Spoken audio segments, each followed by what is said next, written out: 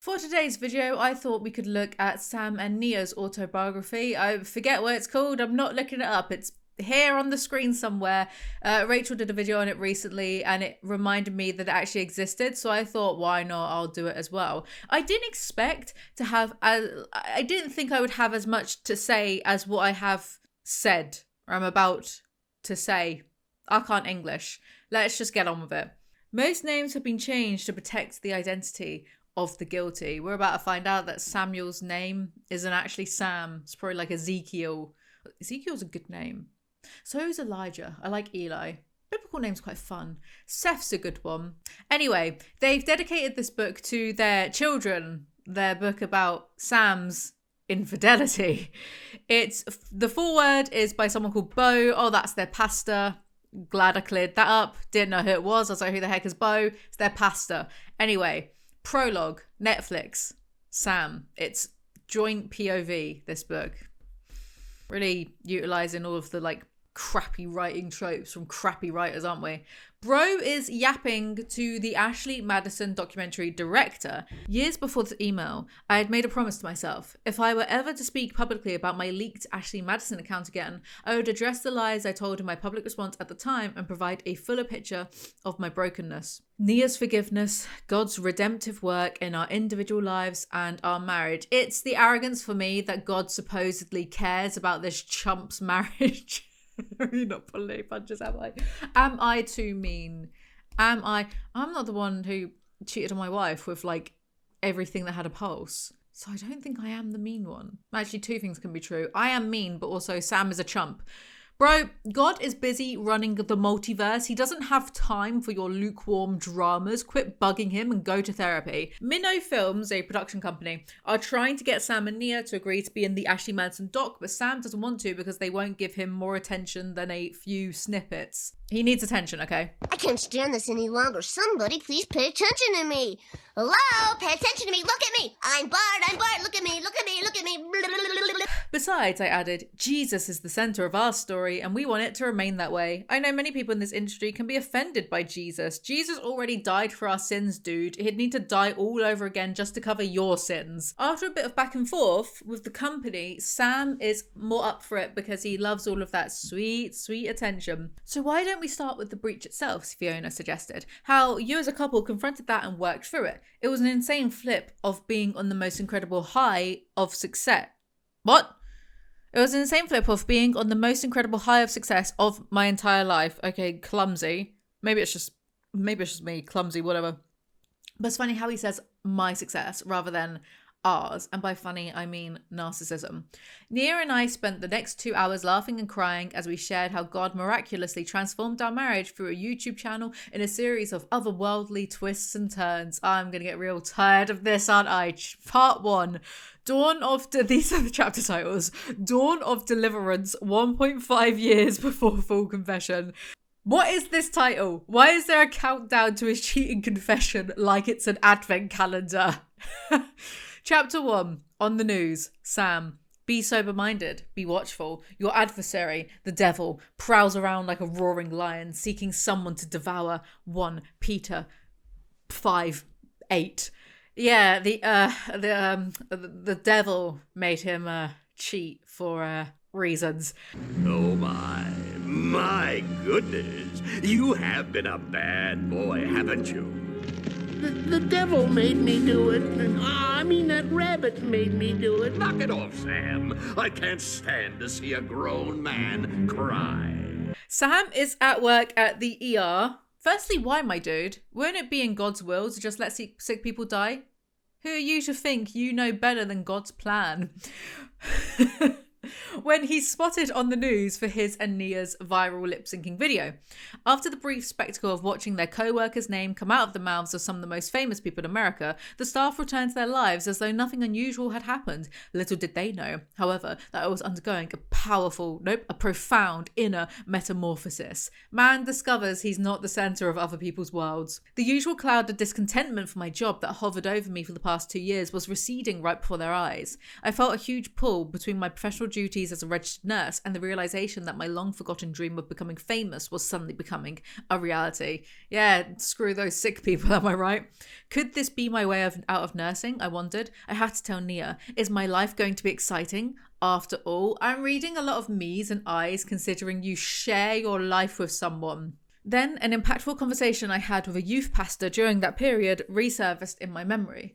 Without a father figure to make you feel seen and heard, my youth pastor explained, you probably missed out on approval as a child. Why do you need a father figure? Isn't God the ultimate, you can get smited, daddy figure? So why do you need a father figure? Why is God not... Anyway, you probably missed out on approval as a child, leading to craving for external validation, something fame appears to promise. Yes, it's his absentee father's fault that he's a sociopathic serial cheat. I don't even know anymore. So as a child, he watched his dad cheat on his mum with some woman.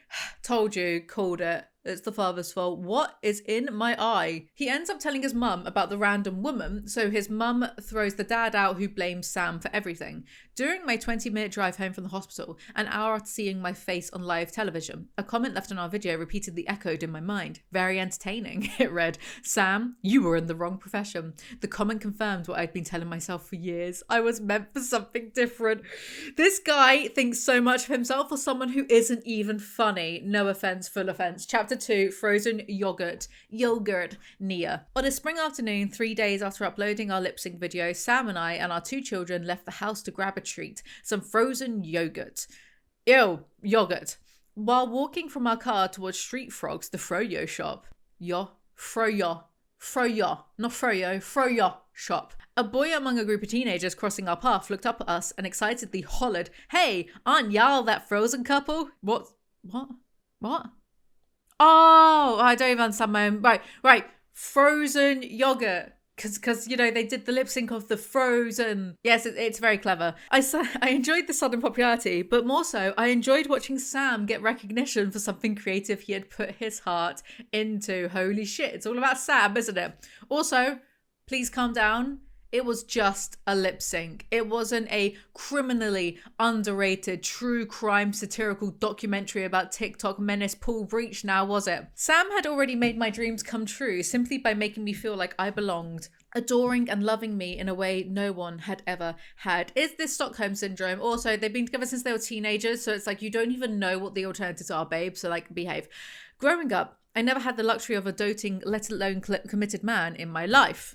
You still don't. Nia's father was from a semi-popular rock band and had nothing to do with her or her mother growing up. Her mum died young, so her grandparents adopted her, but her granddad cheated, so the grandma became the sole parent.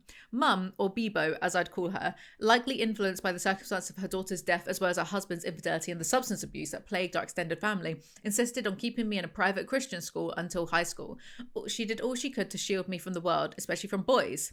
Understandable, and yet doesn't this book kind of prove that sheltering doesn't work? Anyway, along comes Sam, a good Christian boy who doesn't party or lie and is a virgin. As we sat inside the frozen yogurt shop, little paper cups, and oh yeah, the book, it oscillates between present day and flashbacks that don't have that much to do with the present day, especially towards the end. You can really like see how they're trying to milk it for the big old page count of like 240 pages. Oopsie daisy. As we sat inside the frozen yogurt shop, little paper cups and pink spoons in hand, Sam appeared to be trying to play it cool after the stranger in the parking lot noticed us. However, beneath the nonchalance, I knew he was soaring. He gazed off, staring through the window as he bit into his froyo. That just made my teeth hurt. As he'd taken off to another world without us. That's sad. The twinkle in his eye brought joy to my heart. I was desperate for Sam's emotional well-being, not only for his own sake, but because it was crucial for me to receive the love and adoration I desperately needed from him. But how did it make you feel, Nia? I don't care about Sam. What about Nia? Let's put Nia in the chair. Whatever. Comments from viewers who were amazed by Sam and my performance. From Sam's and my. I'm sorry, I can't stop thinking about how Lana Del Rey got married on a swamp. I'm sorry, I can't stop thinking about it. Shrimping on vacation days. She really said, heaven is a swamp on earth with you. Let's go get married in your bayou. I heard that you like alligators, honey. Is that true? Those are my lyrics, don't steal them. Comments from viewers who are amazed by Sam's and my performance continue to pour in by the thousands. Some even accused us of being undercover talent for Disney. I am genuinely missing something here. The problem is me, as always. I went back and watched the lip sync video, and yeah, it's like a decent lip sync. They do it in time, but who can't do that? Who can't? If you put on video games right now, I could do it. I'm not going to because I want copyright, but who can't lip sync? I'm sure some people can't. Am I being offensive? Some people can't lip sync. Okay, some people can't, some people can. But so what? Look at the video. Look at the amount of times Sam looks away from the road and goes hands-free whilst driving his kid around in the back. Get real. Chapter 3, Meet Cutie. Sam. They call each other cutie a lot. It's kind of gross.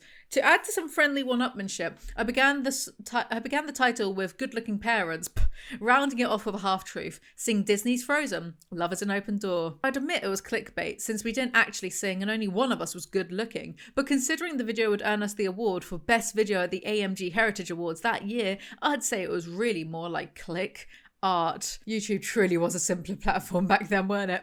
Sam says it was love at first sight for him with Nia in high school. I wonder how long it took him to cheat after that revelation. She has a boyfriend when they first meet, but he's in college. Oh wow, I began. It sounds like you need a new man. If there was one thing I knew I could offer a girl, it was romance and my full, undivided attention. So that was a lie. I felt a sense of defeat as I watched her. I already belonged to her, but she belonged to someone else. You should have said, dude. It's totally Nia's fault you cheated then, because she should have been pure and waited for you. As I began my ER shift that evening, drawing up a dose of Ativan for my patient in alcohol withdrawal, I felt a deep longing to be with Nia. After administering the medication, I texted her in the hopes of treating my own withdrawals. This paragraph is insane. It's almost as insane as Lana Del Rey marrying her alligator boyfriend in a swamp. So Shrek coded. Sneaking a moment in the medication room, I checked Facebook on my iPhone 5. To my surprise, our video had garnered several shares. I began reading some of their posts. You need to watch this. My friends just made the best video. I can't believe these are my friends. Amazing and hilarious. No one... I'm missing something here. I'm missing a trick. No one is this nice to me in real life. I need some more good old Christian friends. I'll clean up my language. I'll convert to Mormonism. Wow, I've watched this 100 times. Must watch. Love you guys. This couple is from my church, and this is just great. I noticed that our friends weren't sharing it merely out of support. It appeared they were taking personal pride in knowing the individuals on the screen, as if Nia and I were suddenly their celebrity friends. Dude, you do think a lot of yourself. Also, I am omitting a lot of swear words in this script. See if you can guess where and when and which. So they go viral, and even Disney get in touch with them and ask them to do another video. We probably could have negotiated to fulfill their request in exchange for a trip to Disneyland, some exclusive merchandise, or at least a percentage of the income generated from the video, because they didn't even, the copyright claim did it. They didn't even get... But in our dizzying excitement, we eagerly blurted out, of course. 10 days later, our lip sync rendition of For the First Time in Forever graced the internet. Disney's feedback was glowing. This is absolutely awesome, Catherine wrote. Even better than the first. Disney ripped them off. What a rip. They got nothing for that. Disney just asked. Disney said jump, and they went how high. They got nothing for that. I'd be like, I at least want a pony. Chapter 4, Pulling Curtains, Nia. I have said these things to you, that in me you may have peace. In the world you will have tribulation, but take heart. I have overcome the world. John 16:33. I'm going to start providing my own biblical verses. We can't expect God to do all the work. Joshua 24:7. But we can't expect God to do all the work. So the US goes Sam and Nia Frozen crazy, apparently. More reason not to take them seriously as a world power. The US, that is, not Sam and Nia. I saw that you mentioned our church in the description, Bo said. I thought that was so cool. Yeah, totally, Sam said. Yeah, totally, babe. I definitely see this as a platform for me and Nia to keep doing that. In the description of the video, Sam included, our daily goal is to become more like Jesus. If there's one thing I know about Jesus, it's that he really loves Frozen. During our discussions with the producer at The Ellen Show, Sam and I candidly shared that we hope to reflect Jesus for anyone seeing our video. Family of his making, just enjoying life together. We figured that mentioning Jesus would likely ruin our opportunity to be on her show, so instead of skirting around our beliefs, we voiced them loud and clear. The producers ended up offering the spot to a woman who copied our idea, doing lip sync to the same song in the front seat of her car with of her daughter.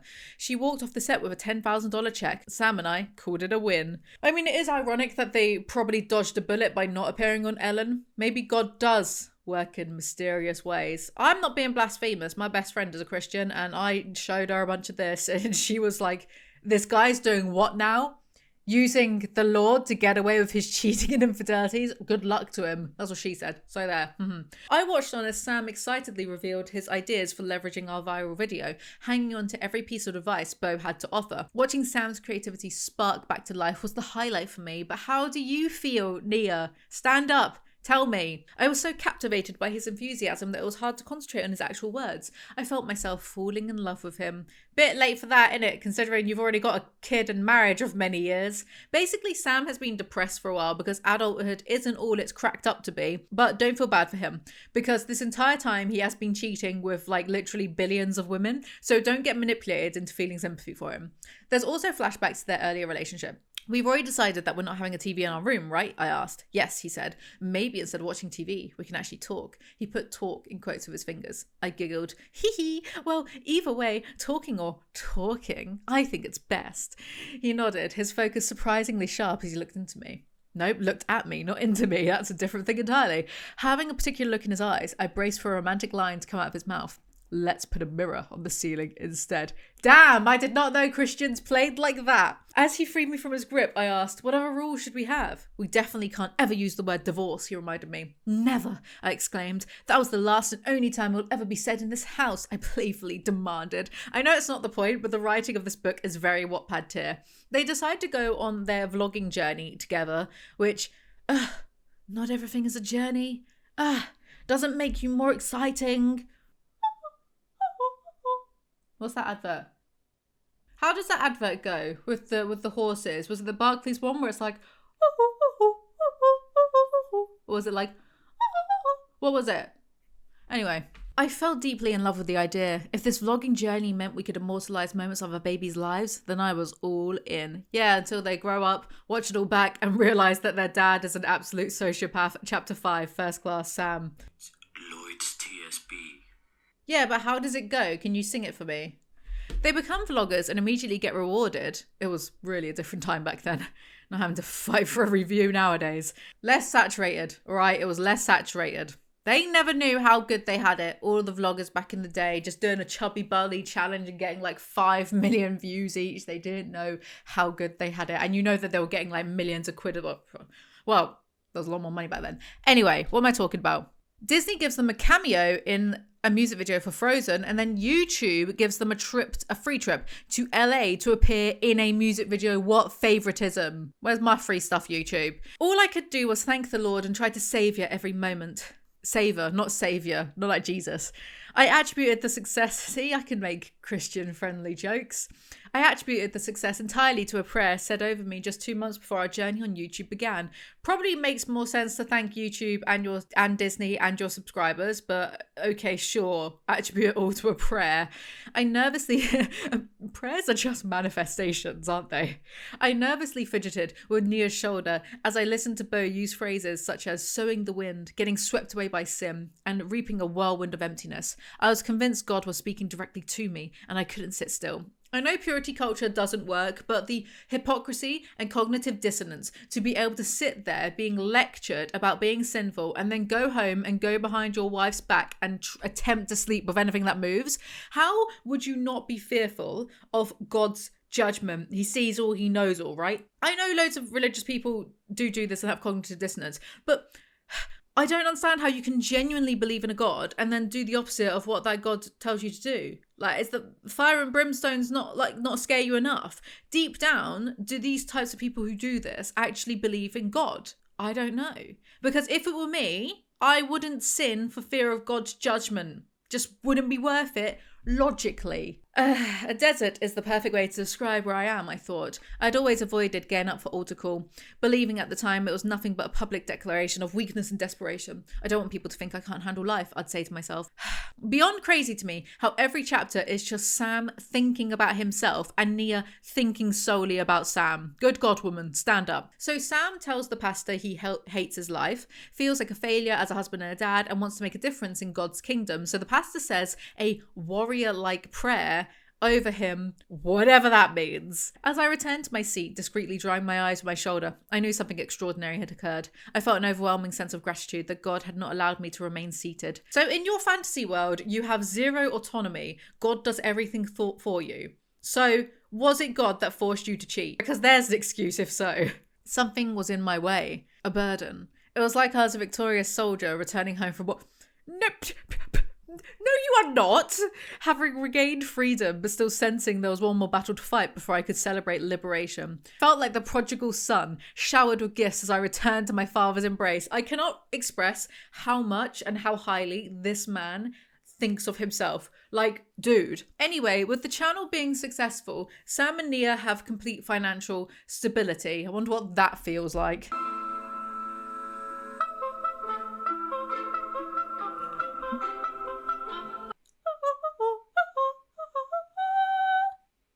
Was that right? I don't know. If that's not ADHD. Growing up, Nia and I knew all too well what it was like to live paycheck to paycheck. That is me with YouTube right now. Big corporations seemed eager to part with their money, handing us checks in the tens of thousands just for 3-minute mentions of their product in one of our family vlogs. God, I wish that was me. Also, at this point, I swear, because there's a bit later on where he's like, we went from 350,000 subscribers to 2 million. So at this point, are they around the 350? Because it turns out, what? Different time period. Also, I did a poll thing on my community tab, but in case anyone didn't see, I feel weird for saying it. I feel like, I don't know, if I was to make another documentary at some point, I put up a Kickstarter to help just offset like a bit of the funds, because I'd still have to pay for like the brunt of it myself, right? Who would be interested in helping out? And obviously with the Kickstarter, you get behind the scenes content, so you'd get like snippets of the script. We would do like special like cast videos for, because I've got an idea and I've got like a team assembled, my Avengers, right? We would give like behind the scenes photos and vlogs, and people would have things like early access to watching it unlisted, and like certain tiers would get credited in the credits and stuff. So I'll do like a whole list of like rewards and stuff, but who would actually be, no pressure or like drama if like people aren't interested in that, because that's fine. It's just from my standpoint, like business wise, it kind of makes sense to like make a Kickstarter to help with like some of the costs, because they are well, it's weird for me, because it's like I don't want to act like I'm begging, you know what I mean? But it's just realistically, the Pool Breach documentary cost like a couple thousands to do, and it didn't do that well in return, which is why like I've not done one since then. It's been like a year and a half, and I've got an idea for a new one that's going to be like bigger and better than the Pool Breach one. The main thing that costs money is like people's day rates, like cameras, lighting people's day rate, like it's production, so of course it would cost money. I never thought of doing a Kickstarter for the Pool Breach thing because I'm an idiot and forgot it existed. But then I don't know, I guess it's more so like the people that liked the Pool Breach documentary really liked it, so I don't know if I'm being like annoying or like an out of touch YouTuber or like begging for money or anything, because like regardless if I make a Kickstarter or not, I'm still going to make this thing.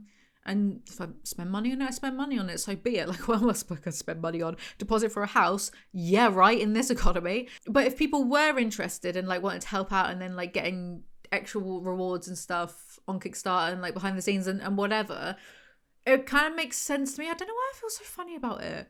So I feel like, well, I should be able to like, well, I don't know. Anyway, just throwing that out there. Let me know in the comments what you think, if you'd be up for it. Or whatever, if it's a good idea, if it's not a good idea. Because like, if people don't want to, then that's fine. They don't need to. And if people can't, that's fine as well. Because I know on my poll, some people are like, oh, I'd love to help, but like I can't. And it's like, that's totally fine. Just watch it when it comes out. With our newfound financial stability, we not only dined at upscale restaurants, but also paid for others' meals and left $100 tips for our servers. Our vacations, once limited to brief car trips, transformed into first-class flights to places all over the country. On one memorable occasion, we gave our first-class tickets to an elderly couple, which meant we took their seats in the back of the plane. This generosity, enabled by our unexpected wealth, became one of the most fulfilling aspects of the financial blessings that appeared to rain from the sky. That's nice. I included it because it's a nice thing. Chapter 6, CPS Nia. December 31st, 2014, CPS shows up on New Year's Eve as well. I hope they got paid overtime. Basically, some online viewers notified CPS about them. Ow, my freaking ears. I think the trick is it's not actually as high as you think.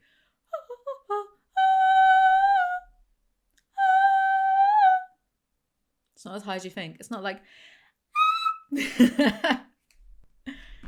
Bet you didn't know my voice could go that high. When Christmas morning arrived with 2 children adding to the excitement, I hardly had time to consider what might be under the tree for me. In fact, I wasn't expecting anything. My gift was seeing Symphony's and Abrams, those are their names, joyous reactions to all the toys Sam and I had carefully picked out for them. What fresh hell is this? You didn't even get a present on Christmas when they're making money. Sam does get her one of these, a necklace from Tiffany, so don't worry. With my jaw dropped in awe, I opened the box and held up a shimmery silver necklace between Sam's face and mine. Dangling at the bottom of the chain was a key-shaped silver pendant with a sparkling diamond set in the centre. I gasped. It's perfect, I said. I'm going to start taking acting lessons. Okay, it's the key to my heart, Sam declared. He declared. It's the key to my heart. What do you mean? I asked, feeling loved as I turned it in the eyes.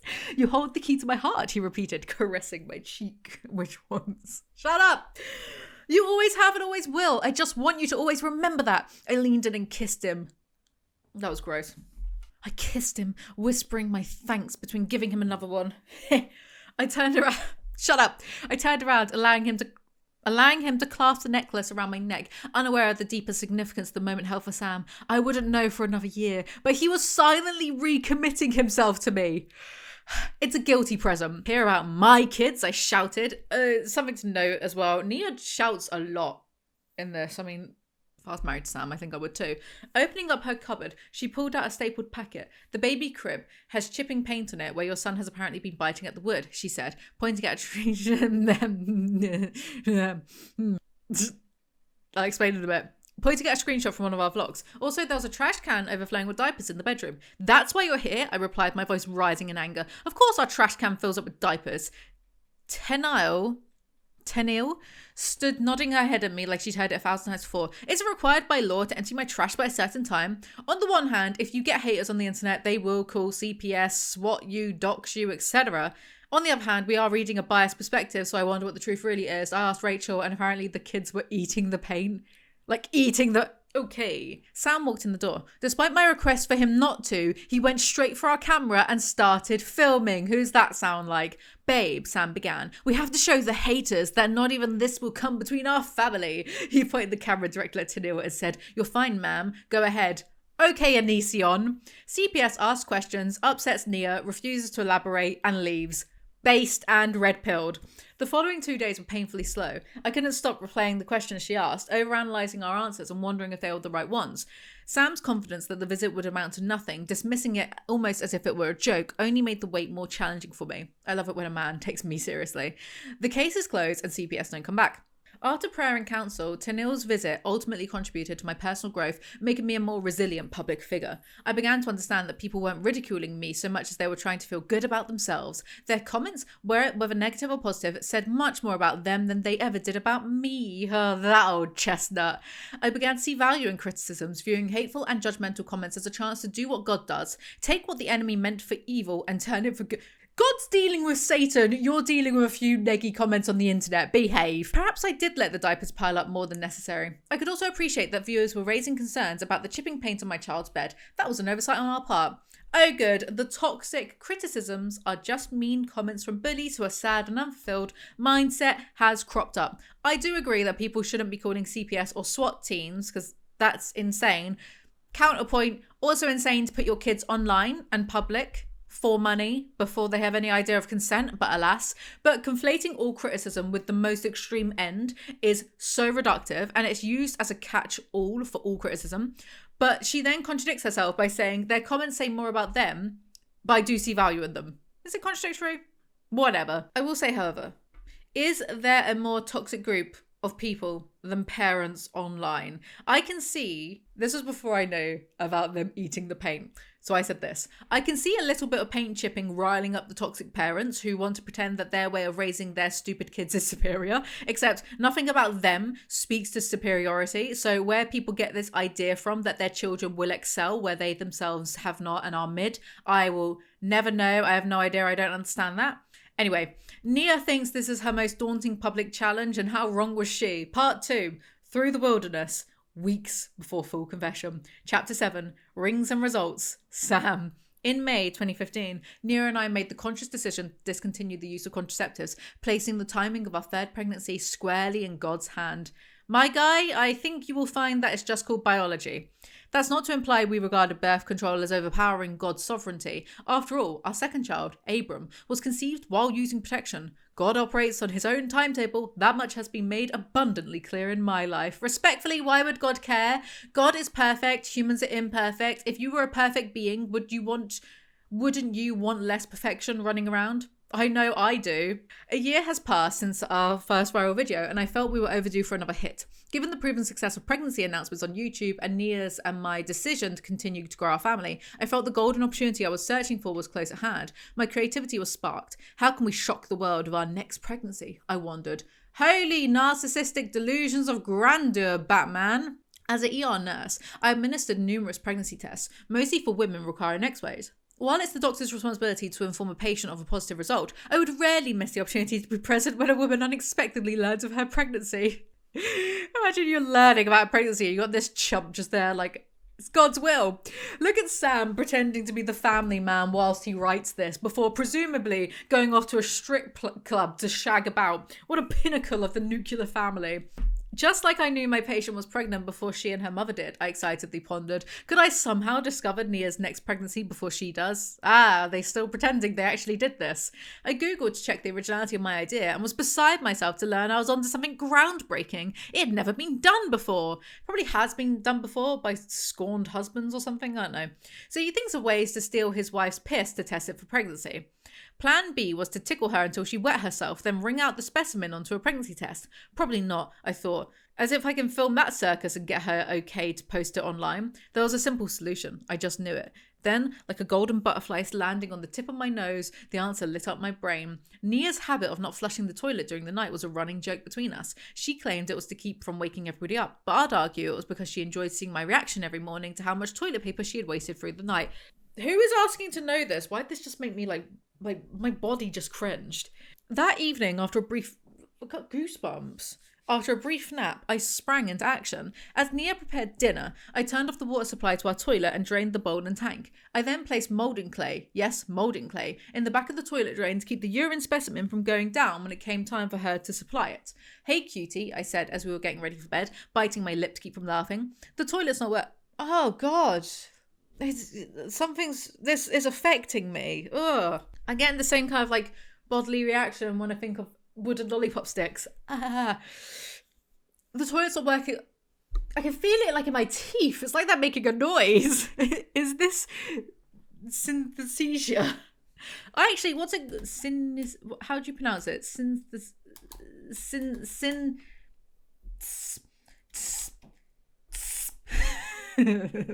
synesthesia. Synesthesia. I have a mild form of that, actually. Hear me out. When I yawn, I get a different taste in my mouth that has nothing to do with anything with what I've eaten. So I'll like sometimes get the taste of paint, of like Marmite, of like random material stuff, or like random things that I've not eaten in weeks. I googled it because I was like, what is this? Like, why do I have this? And it's a very mild form of synesthesia. I'm like a superhuman. It's so interesting. The toilet's not working right now. It's okay if you pee in it, but please, no number twos. Okay, she laughed. I was sure she was onto me, but it turns out she never had a clue. Is this a convoluted lie in response to the claims that the pregnancy prank thing was a fake? The test is negative, so he does this several more times over the course of weeks, but then he says his interest in it started waning, so he stopped making the clay dam. Sure, dude. Then Nia is pregnant and we have a flashback to his wedding. Inspired by my favourite scene in the first movie of the trilogy Back to the Future, I had chosen Earth Angel Will You Be Mine by the Penguins for the song Nia would walk down the aisle to. Nia had wanted Lucky by Jason Mraz as the song, but that morning as we prepared for the day, I found myself pleading with her to walk down the aisle to this old favourite of mine instead. Although she wasn't particularly fond of the song initially, she'd later agree it was the perfect choice. It's all about him and his wants. Anyway, it's their wedding and Nia is beautiful. Haven't heard a single thing he likes beyond her looks yet. She's just like the FMC from a romance book. Then he has a nosebleed during the service and shoves tissue paper in his nose. The first day I met Nia was also marked by a nosebleed. An abrupt and uncontrollable nosebleed felt like an interesting parallel for love at first sight that seemed to be happening all over again. Was the universe drawing a full circle? I realised these weren't ordinary nosebleeds. They were symbols of how deeply Nia affected me. I later thought how fitting it was that blood was shed on the day I made my covenant to my bride. Personally, I think your nosebleeds symbolise your desperate need for attention, but tomato, tomato. Before God and everyone else, I declare my love to you and promise to stand by you forever. Her eyes glistened as I continued. I promise to never give up on us, to be true to you, to love you in good times and in bad, and to honour you all the days of my life. So you're fully just lying to God. God. Not a neighbour, not some random, but your God. Why even bother? I now present to you Mr. and Mrs. Samuel Rader. She doesn't even get to keep her first name, apparently. Back to the present, Sam is doing the pregnancy test video thing. Chapter 8, Muffled Joy, Nia. I can't believe there's fucking 45 chapters in this. I assured Sam that I wasn't pregnant, feeling sure my period was going to start in the next couple of days. I asked him to please stop filming and end his crazy antics. I had no idea what he was up to, but I definitely did not want to play around about a pregnancy that I was confident I did not have, especially given how complicated and deeply emotional each of my other pregnancies had been. Good thing she has this insensitive joker for a husband then. Nia says how after her second child she had postpartum depression. I remained in the thick of it for many months. To make matters worse, Sam was also struggling with depression. That's a coincidence, I'm sure. Back in present day again, and Sam shows Nia the pregnancy test, chapter 9, viral again, Sam. They upload the pregnancy announcement video and it goes viral. Hee hee, Nia laughed. Actual brain rot generation, get an editor. Trying to articulate to myself the unique emotion I was experiencing, I settled on a single word. Chosen. Is God still not done answering my prayer? I wondered. What does this mean, God? Why did you choose me to do this again? Yeah, God really gives a shit about you guys going viral. Ugh. It's the way that I can listen to an AI, Joshua Graham, reading the Book of Revelations. Real thing, by the way. Look it up. This is truly what AI is meant to do. Truly. Mwah. Beautiful. Look it up. He also did someone, the same YouTube channel also did The Art of War. So I'm listening. I've read that already because I'm so big brained. But I'm listening to it again because they got it voiced by Joshua Graham. But it's the way that I can listen to that, right? Him going on about the Book of Revelations. And I'm sending that to my Christian friend, by the way. I think she's going to be like, what is this? Stop sending me weird stuff. It's like, oh, I'm sending you weird stuff? Like I'm the weird one? Sorry, have you seen a biblically accurate angel? Triggers her so much. But I can't take much more of this nonsense being shoved down my throat. This is the best pregnancy announcement ever, I distractedly recalled, reading in the comment section as Heath said his prayer. Your idea was sheer brilliance. Heath prayed, just grant him wisdom to navigate this new season with grace and humility. Amen. I see what you did there. The irony. Comedic brilliance, that him thinking how amazing he is and then the pastor being like, grace and humility. Then Sam tells us about a prophetic childhood memory. How many kids do you have? Random bloke asked. 6, Mum replied as she laid a stack of coupons on the counter. The bagger's eyebrows shot up. Wow, you have your hands full, he said. Mum nodded her head, her silent reply conveying she'd heard the comment too many times before. Upon loading the last bag into the cart, I watched a spark of inspiration come over the bagger's face. As he looked down at me, meeting my eyes, he said with a crooked smile, with such a big family, that increases the odds. Y'all will be famous. One of y'all will be famous. He smiled and gave a sincere nod, his expression dead serious. It was an offhand comment, one I had never heard or thought about, unrelated to anything that day, but it struck a chord with me. It lingered with me for many years, to the extent that by my sophomore year of high school, I was completely convinced that fame was in my future. I wrote in my journal, today I can barely hold back my smile as certain events have happened today that indicate I'll, for sure, be famous. How old was he when he wrote that? Because he definitely didn't write it like that in his diary, did he? I looked at Nia, shaking my head in disbelief. Can you believe this is happening again? I asked.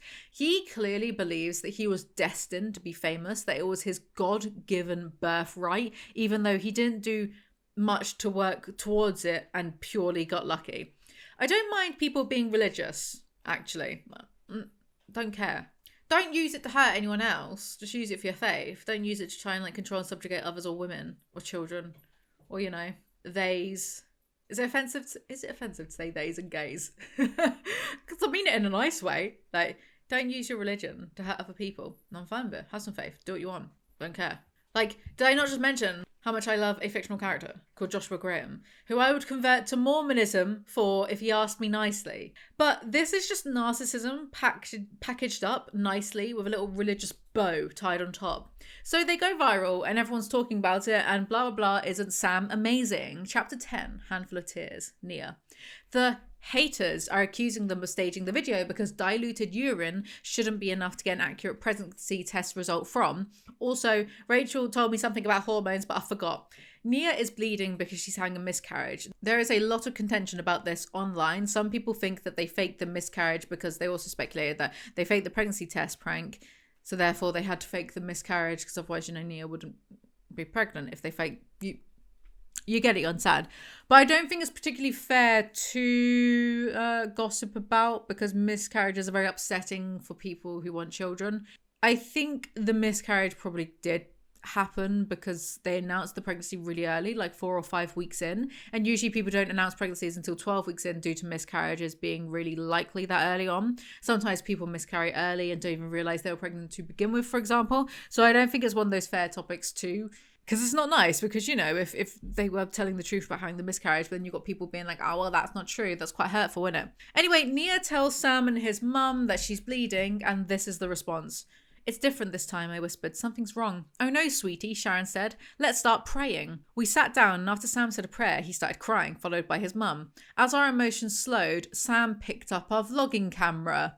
Hey guys, some sad news here, he said into the lens. Nia just found out she's starting to spot a little bit, and she's having some cramping. We're pretty upset about it. If no cramps were attached to it, I added, it would be different, but it just feels weird. I've never had this in pregnancy. We didn't have much else to say.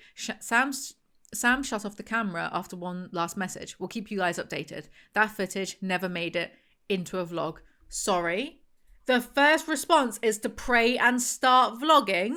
Nia miscarries and is really affected and upset by it. It's a bit graphic, so I'll move on. Part 3. Burned, not consumed. Joshua Graham. Days before. Full confession. Chapter 11. Rumoured remorse. Sam. They are being questioned by ABC News about whether they faked it all. I answered Aditi's question with honest conviction. Especially as Christians, I said, we would never deceive our audience like that. It was true. We haven't faked anything. However, had I been aware of the greater trials ahead, I might have been more cautious in my response. Yeah, I'll say. After the interview, they head off for a vlogging convention. Just as our first viral video, the frozen lip sync, sparked a trend on YouTube, so too did our miscarriage announcement. This time, however, the trend thrived on making us the laughingstock of the internet. Famous YouTubers, newer creators, and everyone in between began making parody videos both mocking my act of testing Nia's urine, as well as Nia's emotional public response to our miscarriage, where she allowed her tears to run freely. Even many of the ones who believed our story found our situation worthy of being mocked. That's not on, is it? That's not nice. Like, sure, mock the testing the urine thing, why not? But what, to mock someone being upset over a miscarriage? I feel like I'd have to see that to... No, I do believe that people would be nasty. But Sam is also a biased... Whatever. Do you remember that old advert where it was like... I'm talking to you. That Lloyd's advert. Yeah. Do you think that's a good impression?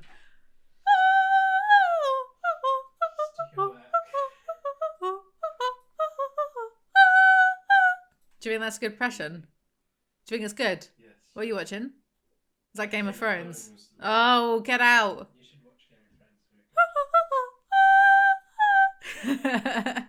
As if our vulnerable YouTube uploads didn't give the crowds enough to jeer at, in bad judgment but an innocent attempt to find meaning in our suffering, I tweeted, our tiny baby brought 10 million views to our video and 100,000 new people into our lives. Because of the tweet, we were then accused of openly bragging about the profit the loss of our baby brought us. This ain't on either. He said he had good intentions, but who even thinks of tweeting something like this when your wife was sobbing and so hurt over the miscarriage? Sam is such a weirdo, honestly. I'm self-censoring so hard. Other tweeters used words like disturbing and super gross to describe my tweet. Some even suggested I needed help. Agree. My controversial tweet unintentionally exposed an ugly truth about myself, a flaw of which I was already well aware. Views, likes, and subscriber counts had become deeply intertwined with who I had become. My mentor, Heath, often prayed for me. God, let Sam know that his identity is not dependent upon how many thousands of views he may or may not get, but upon your performance 2,000 years ago on the cross. Most YouTubers are like this, and it's so weak, so Sam isn't special here. God, I've known no one that I speak to now, but I knew before I even did YouTube, I knew like a variety of different YouTubers and people, and the way that people let the numbers get to their head, the way people would get, I've got hair on my face, so arrogant about the numbers and really thought that it meant more than what it was. Like, you're basically an entertainer on the internet, babe, right? It was funny seeing that kind of stuff before I ever did YouTube myself, so it kind of gave me something to be the opposite of. I've never taken like this super seriously. I've never thought, oh wow, but I have like 200,000 people who follow it. Like, I'm essentially a performing monkey on the internet. That's how I see it. I'm like clashing cymbals, you know, because like the opposite of that is to believe your own hype. And I've seen like people be normal and then get successful on the internet and then believe their own hype and become like so fucking insufferable. So I don't talk to them anymore. I don't talk to a lot of people. I prefer to not talk to YouTubers, to be honest. I talk to like 4 on a regular basis, and that's enough for me. Like, beyond the 4 that I choose to speak to regularly, I'm not interested. Because this kind of attitude, it's so... I mean, even like when the I'm Alex stuff came out and the things that he was saying to his girlfriend about your famous YouTube boyfriend, I've done it all, I gave you an action plan that would have you earning tens of thousands, yada yada. So up himself, like he's the most special YouTuber to ever exist. But like that kind of attitude is so common. It put me off to begin with before I even started YouTube. It put me off a little bit because I was just kind of like, yikes. So Sam's not special in that regard, is all I'm saying. It is very funny though, calling Jesus on the cross a performance. The end of that, your performance 2,000 years ago on the cross. I'm sure the big man upstairs doesn't appreciate that. Despite the overwhelming situation, navigating miscarriage emotions, responding Christ-like to news outlets and commenters about false rumors, the sheer narcissism of him trying to relate himself to Jesus. Like, bro, is pride also not a sin? Or Nia? Sam is unnerved by something but won't tell Nia. Upon arriving at the airport, Sam was so engrossed in his phone that I found myself leading us to our gate for the first time in the history of our relationship. It was a sign of things to come, hinting at significant changes ahead. What? Because you led him to the airport gate? Sounds like a reach, babe. Chapter 12, Ashley Madison finally got there. This is my brother, who I was telling you about, who has over 2 million subscribers on YouTube. My eldest brother, Matthew, enthusiastically said as he introduced me to a friend, he and his wife do YouTube for a living. Among our closest friends and family, Matthew stood out as our biggest support. I'd even ventured to say he was our #1 fan. Fascinated by our meteoric rise on YouTube and always eager to join in on my wild video concepts, he proudly shared our accomplishments with anyone who was willing to listen. Matthew monitored news articles, trying out that politician thing. News articles about us and tracked our YouTube progress closer than we did ourselves. He even took the time and initiative to create a Wikipedia page in our honor, defending it from deletion on multiple occasions, believing Nia and I made a mark on the world that made us worthy of a permanent entry on the internet. Sounds annoying, mate. The brother Matthew mentions the Ashley Madison news to the family in the group chat. I, on the other hand, remain silent, dreading that my number one fan, Matthew, not to mention the rest of my family, seemed to be on the brink of a profound disappointment. The chances were growing that they'd soon discover a sister-in-law was among the poor wives Matthew had pitied. No mention of disappointing Nia first and foremost, though, is there? We get a flashback of Sam working at a hospital shift. One of the computers has been infected with a porno pop-up virus and everyone is blaming him. He insists it's not him. I don't believe him. Sam wasn't. I don't believe it. But he is on Ashley Madison. As I sank into my chair, I felt as empty as the... Oh yeah, watch my Ashley Madison documentary video reaction thing, Bobby. That's why I'm doing this whole video in the first place. Duh. As I sank into my chair, I felt as empty as the inbox in my Ashley Madison app. The hard-hitting awareness of blatantly searching for an affair mixed with the reality of being rejected by every woman the sleazy site attracted, along with the sudden realization that I was giving off the vibe of a scumbag husband, sickened me. A severe intestinal blockage, like the one my patient had, suddenly seemed like a vacation compared to the condition of simply being myself. Hilarious he gets rejected. Most of those women were bots though. But the last sentence really shows him for the nasty little narcissist that he really, really is. And don't worry, like that kind of, oh, woe is me, your plight is not as bad as mine, it crops up again a few times. This isn't me, I told myself. God, please help me get back on the right path. But it is you though. I'll be really fair and say that I could maybe buy, though I wouldn't tolerate personally, a line like this if someone cheated one time. Would not tolerate that, but if it was a one-time thing.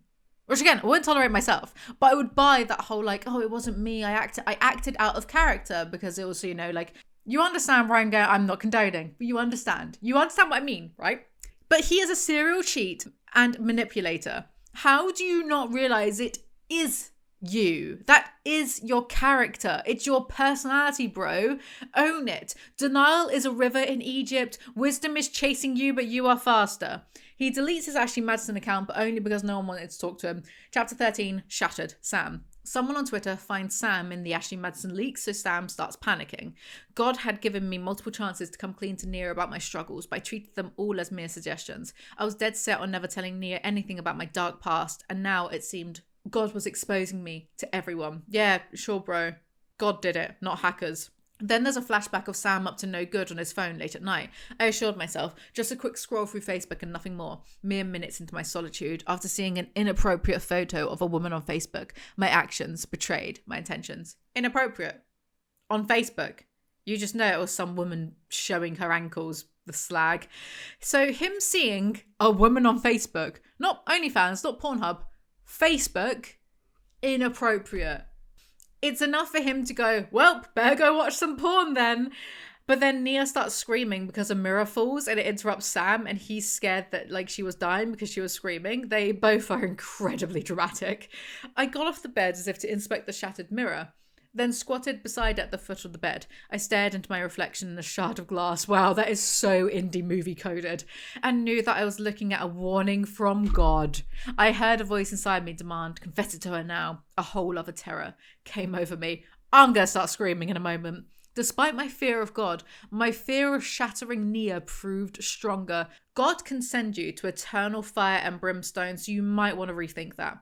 As I lay beside Nia, both of us slowly recovering from the shock, I silently reflected. The old heavy mirror had been resting on our dresser, leaning securely against the wall for years without showing any signs of instability. The realization that there was no explanation for its fall sent chills down my spine. We've got a real scientist over here, and physicist. And a God who likes to vague book, apparently. Back in present day, Sam is hoping he can weasel out of telling Nia the truth. I glanced up at the bustling airport. What the heck do I do? I said aloud. The vibrant ads plastered across the walls transported me back to when I first heard about Ashley Madison. It was an advertisement that sold me on the lie that having an affair was simple and harmless. The thing people did before they died. Life is short, they reminded me. Bet every time Sam watches an advert for anything, he gets influenced by it to buy it. I had realised and embraced, not long before this moment, that when God commanded, thou shalt not commit adultery, it wasn't merely a rule for his own benefit, but primarily for mine. It was a loving caution against trying to defy the laws of nature. I can't be asked. Final will be asked. I don't think nature. cares if you have an affair or not. I don't think nature cares if you're polyamorous or monogamous. I don't think nature cares. So I don't think it's defying the laws of nature. That sounds like I'm condoning cheating. But like, I don't think nature cares, bro. I don't think Mother Nature gives a shit. Sitting beside her in a small booth, I felt compelled to tell her about the revelations on my phone before hers did it for me. As if it had ever done any good for me in the past, I told myself that only a portion of the truth would be bearable in our already complex situation. Nia deserved none of the burden I was going to unload on her slender shoulders, let alone the complete truth. I resolved to lessen the blow, deciding to reveal the absolute minimum necessary, and again, crafted a lie. The way he's pretending lying by omission is for her benefit and sanity is so manipulative. Chapter 14, Daddy's Not Home, Nia. Sam admits to Nia he had an account on AM. Sam emphasised again that he had never had an affair and the most he ever did on the site was send a couple of short messages. Shame about all the other times he cheated though, innit?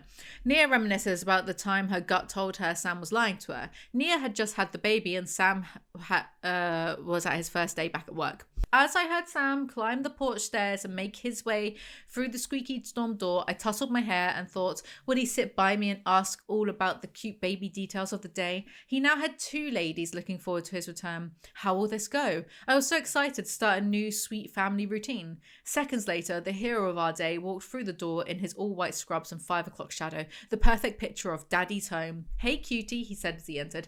Hi, I said excitedly. You're home. My voice trailed off as I watched him walk past me, and then the baby, heading through the kitchen straight to his office. I expected he would return after dropping off his bag, but instead I heard him settle into his chair and roll it under his desk. I sat there in disbelief, feeling hot tears sting the back of my eyes as I stared at Symphony, wondering how her daddy could just walk past her without so much as a kiss. My heart ached for us.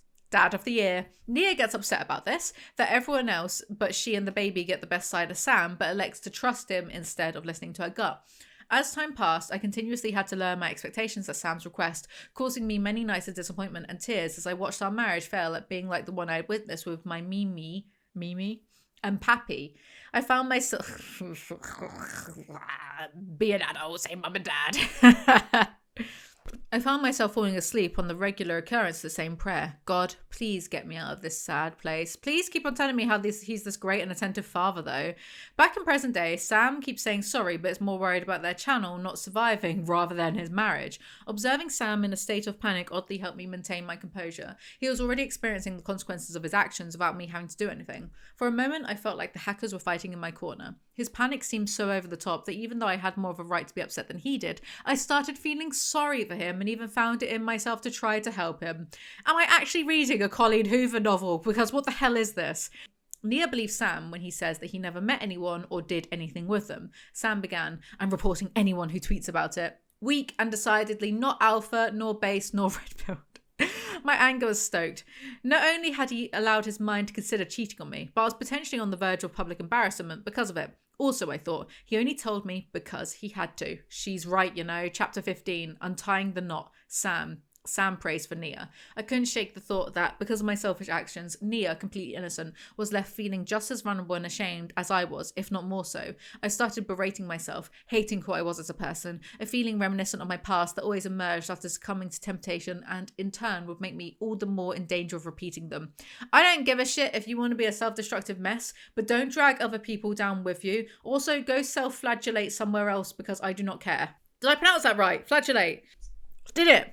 I pleaded with God to help Nia and me to see ourselves as he sees us, chosen, set apart, overcomers, and loved. Chosen? Yeah, yes, they were chosen to go viral. They didn't get lucky on YouTube at all. He thinks back to when he and his friends were drink driving whilst he has a baby and Nia is at home. Really is a Colleen Hoover book, isn't it? 6 hours later, I found myself cramped behind the passenger seat of Mitch's grey Toyota Tundra.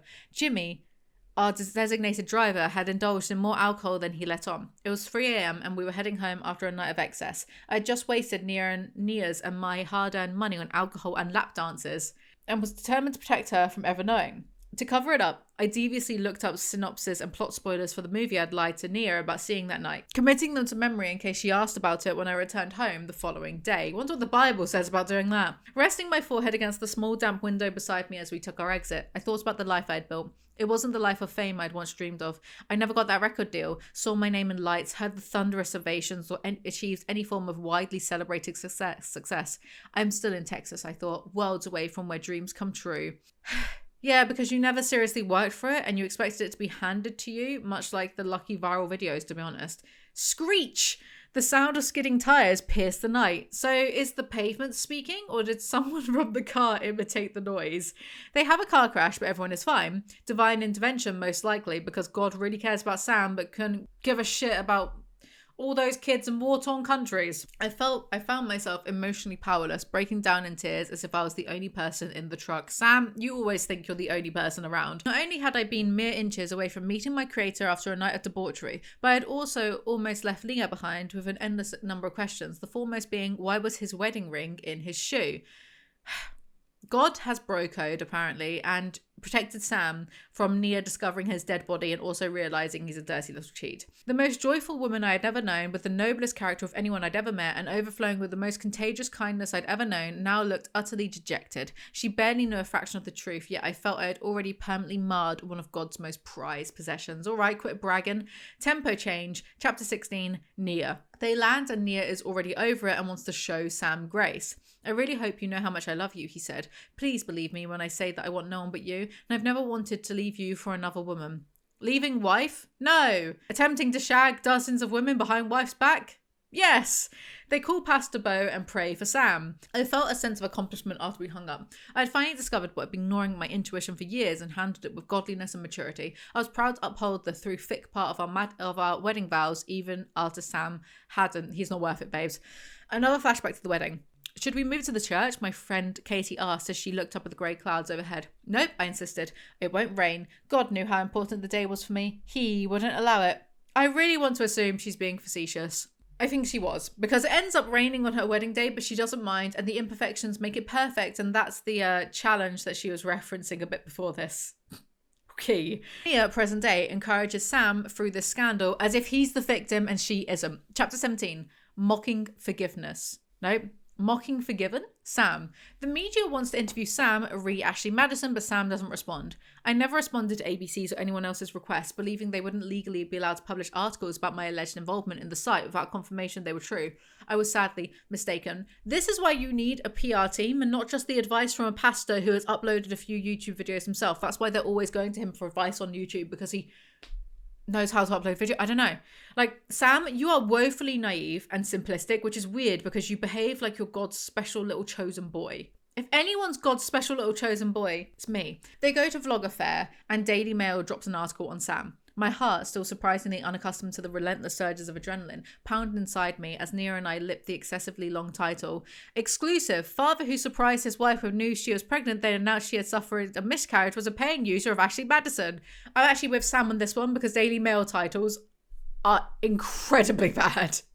For no good reason. More articles follow and Sam thinks YouTube is over for him. Which is funny because, like, this was before the Logan Paul stuff.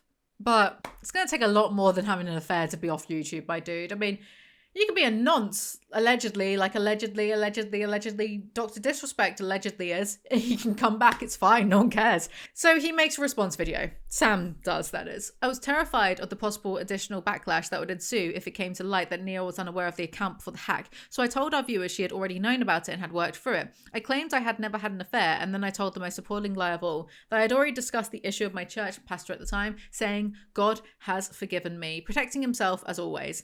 All day I tried to suppress the growing tension within me, but when I encountered the two individuals who had publicly disagreed on my miscarriage tweet several days earlier, all the disappointment I had bottled up seemed to surface at once. They became the target of my pent-up anger. I was soon ejected from the conference for threatening violence after confronting the two individuals and demanding an explanation from them. While I never physically assaulted anyone, People.com released an article 2 days later titled Sam Raider admits he got physical with another vlogger before being thrown out of convention. I had given the media more follower to further damage my reputation as a man of God. He really said, yo, don't be a keyboard warrior. Very based, very respectable. Look, I love violence, okay? I'm very pro men hitting other men. That's why I like boxing. No, but seriously, he states it was two men he got aggy with, But apparently it was actually a couple called Cullen and Katie, and he threatened them both. So not so based, not so respectable. But as far as our situation goes, I was holding my daughter in my arms in the green room or the lounge, and I got confronted. And obviously, if I'm holding my daughter, I'm gonna automatically kind of get defensive when you're trying to call me out on one, favoriting a tweet. Well, and the first thing and Sam said this in his video, he approached Cullen and said, "Why did you favorite a tweet?" I was getting ready to go onto my panel, so I had handed games to Cullen. He was standing over in the kids area of the green room.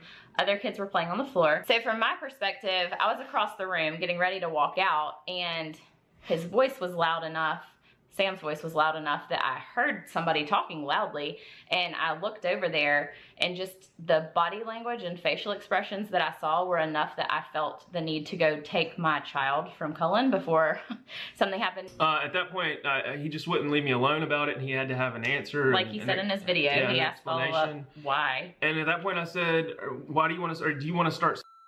And he replied, yeah, I want to start. And from then on, it got really loud again. And then Sam then apologizes again and deactivates Twitter. Part 4, Parted Waters, The Full Confession, Chapter 18, Live in Truth, Sam. Nia and I had briefly discussed the text message sent to our family text group by my twin brother, who knew more about the double life I once lived more than anyone else. "Why are you still lying, bro?" he wrote. Michael was responding to the false claims I made in the Forgiven video, and possibly to the fact I wasn't giving Nia the full picture of my betrayals. How cute, his brother knows everything and allowed Nia to be the collateral damage and be stuck with Sam forever. He calls his brother to cry about it. "Dude," I said, "there's more that Nia doesn't know." "Oh no," this is the other brother, the one who likes him. "Oh no, man, I figured there probably was," he responded, finishing a bite of something crunchy. Way to take the weight out of the sentence by including that last bit. Are people allergic to editors or what? Let me edit for you. I'll do it for free, I don't care. The writing in this is very Wattpad tier. Extraneous details, Nia always yelling in excitement or anger, the hypocritical god chat. I didn't even bother mentioning, well actually I did in this video, but I didn't mention in my script, the amount of times they call one another cutie is quite vom-inducing. Please let me edit the next book for when Sam continues to cheat and you make another book about it, please. "I'm sick of lying, bro," I said, "but there's just no way I can tell her everything," I paused. "It'll totally ruin her." Why is he talking like Bill and Ted? Matthew insists he tells Nia the truth. For years, the burden of my secrets was something I thought I could bear. I had reconciled myself to the fact they'd forever be a part of me. But like a slowly growing tumor on the back of my neck, it was beginning to cause me issues. It's the way he's acting like a victim. He's acting like a martyr so he can force a parallel to Christ. Jesus does not deserve this, my guy. A couple stroll past me hand in hand, bringing to mind the searing memory of when, after a breakup in college, I spotted Nia walking out of a building with another man. 2 days before, I had broken up with her because I wanted to test the waters, thinking I could handle life without her. So you're so weird. The sight of another man escorting Nia to her car killed me inside, proving I was lost without her. I see. He never grew up out of that teenage mentality, I can't handle life without you, perspective of love. The codependent, overbearing, never grew out of it. Hilarious. He'd be so emotionally immature if Nia did dump him. He wouldn't be able to find a new wife at his big age. I refuse to believe it. Because he's like 38, 39 now. I refuse to believe that another 38-year-old woman would want to deal with this like emotionally stunted teenager. He rings the pastor, anything to put off talking to his wife, I suppose, who also tells him to tell the truth. Live in truth. His words, like they leaked out of heaven, struck me with the force of an unexpected embrace from behind. They startled me and nearly knocked my composure off of its feet. He is so dramatic. It's hard to believe that in this moment he's 38 now. Another woman wanted to put up with this man-child and the baggage crammed to the brim with red flags, if they did divorce. I'd been walking through the wilderness, my enemy at my back, suddenly faced with a vast sea before me, resigned to the fate of being brought back into slavery. Be so for real right now, Samuel. Now, Beau's loving charge assured me that I wouldn't be alone in the world outside of my snare. He, Heath, Matthew, Dan, Michael, and many other men would be there to walk with me in the life of the truth I was so afraid of. Of course, other men will support you through this. The moment felt so big, I wondered if our whole YouTube journey had been nothing more than to lead me right where I stood, Beau in my ear, giving me these heavenly instructions. You narc. God, I've written a whole paragraph here and I don't even remember what I was yapping about. I'm going to say, before we go any further, imagine you're Nia. You've got the nuclear Christian family you've always wanted with the man of your dreams, apparently. And then he admits he was on Ashley Madison. You find it within yourself to forgive him because that's what Jesus would want or something. And he says he never met up with another woman. Then he goes and drops a bombshell on you that actually he has been actively cheating on you for ages with so many women, some of them your friends. She has only ever been with Sam. They were both virgins. Meanwhile, he's been with so many other people behind her back. I have a lot of sympathy for her because yes, she is a doormat, but what other options does she have? And that's highlighted throughout the rest of the book, by the way. We do get onto it. It's easy for us to say, do X, do Y, do Z. It's easy for me to say things. I have to be very aware that not everyone else is the Phil Mitchell of YouTube, you know. She's surrounded by people who say this, and she's also shackled within the interpretations of her faith that say that divorce is a massive no-no and the role of the wife is to stand by the husband through thick and thin. I'm sure to her, she feels like she has no other choice. And who is she going to speak to about this? Their pastor, who will encourage her to stay married to this cretinous man-child? People on Reddit are like, oh, she's only staying with him for the money and the fame, which, you know, lol, fame, what fame? And also what money? Their views were dying before they went on the Ashley Madison documentary, by the way, and we get into that later on. But I think she stays because she feels trapped and she doesn't want to let her God down. Maybe feels like she won't get in real life support from the people around her because we go into it. The people around her encourage her to stay and like see like how much he's trying to change and make it. I think she's trapped and it's genuinely quite sad. Like from a woman to a woman, you know. But for what it's worth, if Nia did leave Sam, I do think a lot of people outside of the fundy sphere would support it and be nice and encouraging to her. I would support it and be encouraging to her if she decided to be a single mum and like do her own YouTube channel and stuff. I'd support it. I think Rachel would maybe support it. Put on the screen whether you'd support it. Yes or no, Rachel. It's not a lot, but it is something, you know? But Nia also needs to realise that she's setting her children a bad example because they will grow up and learn about this. And her daughter will be taught it's okay if your husband treats you like crap because your role as a woman, as a wife, is to put up with it. And her son will be taught it's okay to treat women like crap because they will be silent martyrs and they will not divorce you and they'll put up with it as well, you know? So Sam decides to tell Nia the truth, but I think Rachel used this word to me, that he truth trickles. So he gives her a little bit of the truth at a time because we're only chapter 19. We're only at chapter 19 and we still got up to 45 chapters. We still got 45 chapters in the whole book. And even like by the end, it's still final confession. There's a final confession about like 20 times in this book.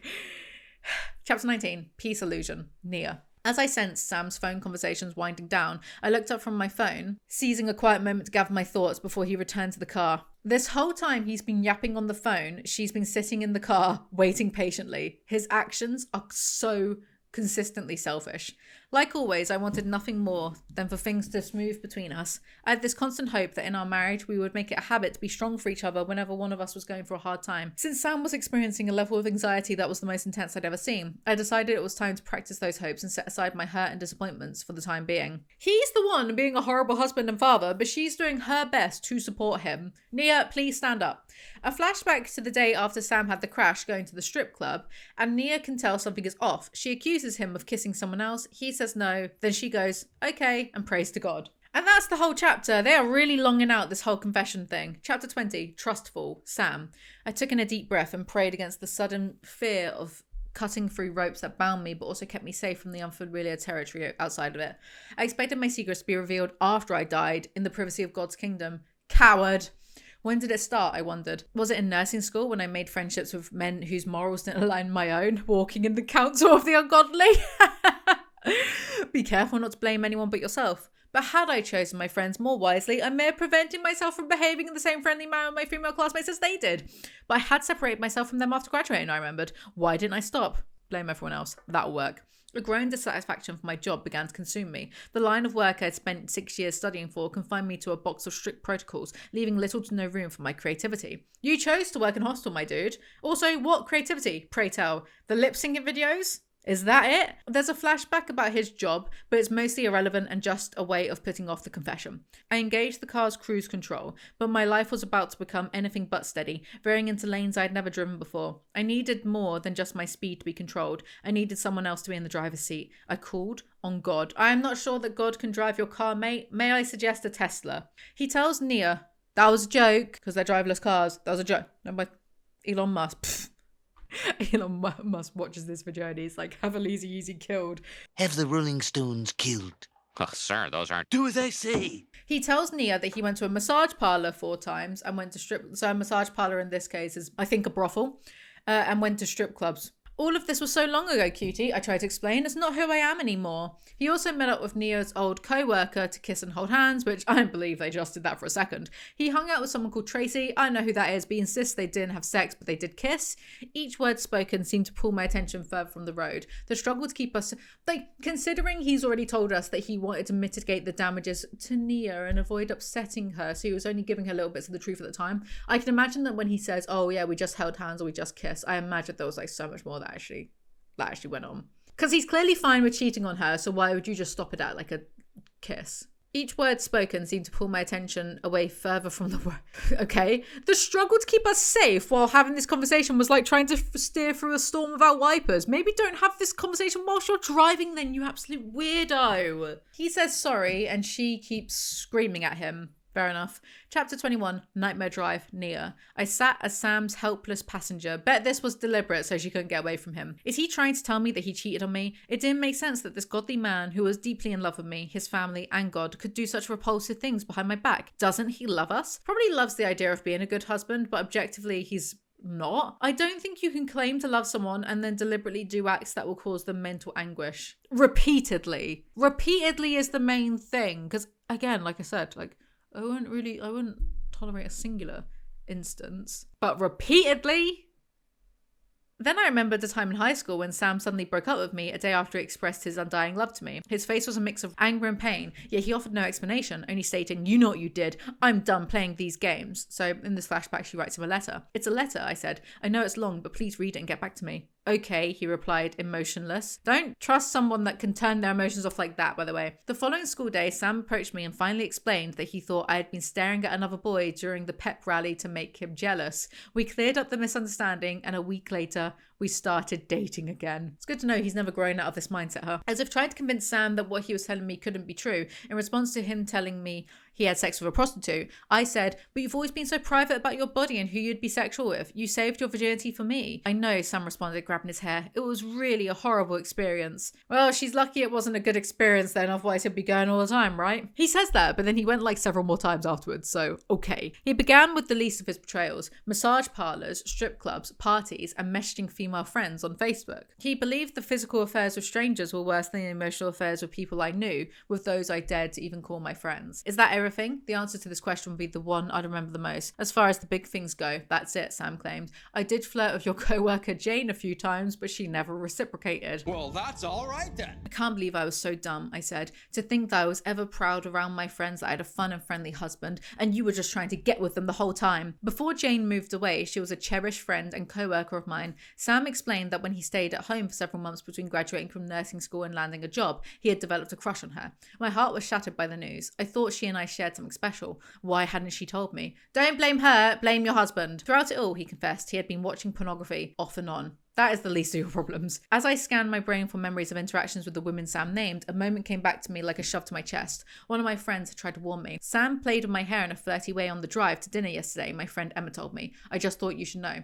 The idea of Sam hitting on, let alone touching, a friend of mine inappropriately was preposterous to me. I immediately assumed she was lying, or at the very least exaggerating. I didn't talk to her for several weeks because of it. None of her friends are safe from him. I started questioning him more about his entanglement with Tracy, the one he claimed to have kissed once. I already distrusted this girl, but suddenly I found myself hating her with every fibre of my being. Hate your husband instead. I'm so sorry, cutie, Sam said. Don't you ever call me cutie again, I demanded. Go tell that to one of your skanky girlfriends. Oh no. Nia really is a coho protagonist.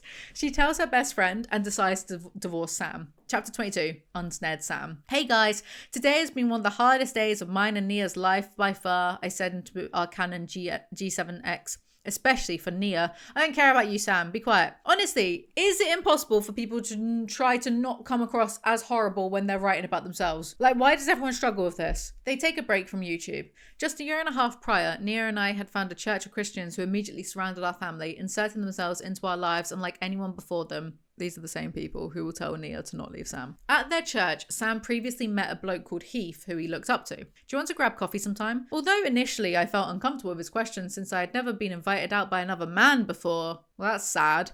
Heath becomes Sam's mentor. I realised that God had been drawing Nia and me as a couple closer to other believers, and more importantly, as individuals. It seemed that for the past several years, he had been preparing our hearts to face the biggest battle of our lives that we now found ourselves in. What a load of rubbish. Yeah, bro, just blame your patheticness on God, sure. Now follow my word, God instructed me after freeing me from my snare. Love and cherish your wife. To make things even clearer to me that this monumental moment in my marriage had been perfectly orchestrated by God, I remembered that just 10 days before being exposed, I had finally been able to quit my day job as a nurse, a financial decision I made possible by a pregnancy announcement video going viral. This guy is so delulu.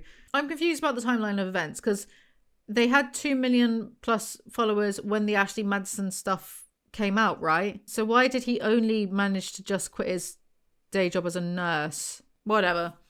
Chapter 23, calling Jane, Nia. Jane and Nia FaceTime for the first time in years. Well, I began.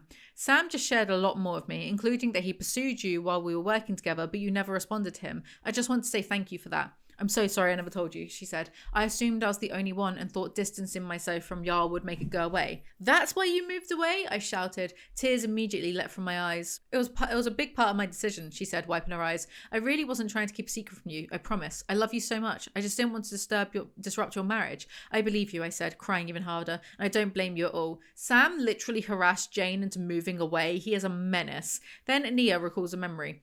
Before Sam returned home from a day at nursing school, I enlarged the Facebook comment feed on his computer screen. In it, he had made 2 comments to a female nursing classmate that I found inappropriate. One complimenting her smarts, and the other expressing that he missed her over their break. Okay, Sam said as he sat down at his computer, already claiming his innocence. What's your point? We agreed that we wouldn't add the opposite sex on Facebook, I replied. This is exactly why.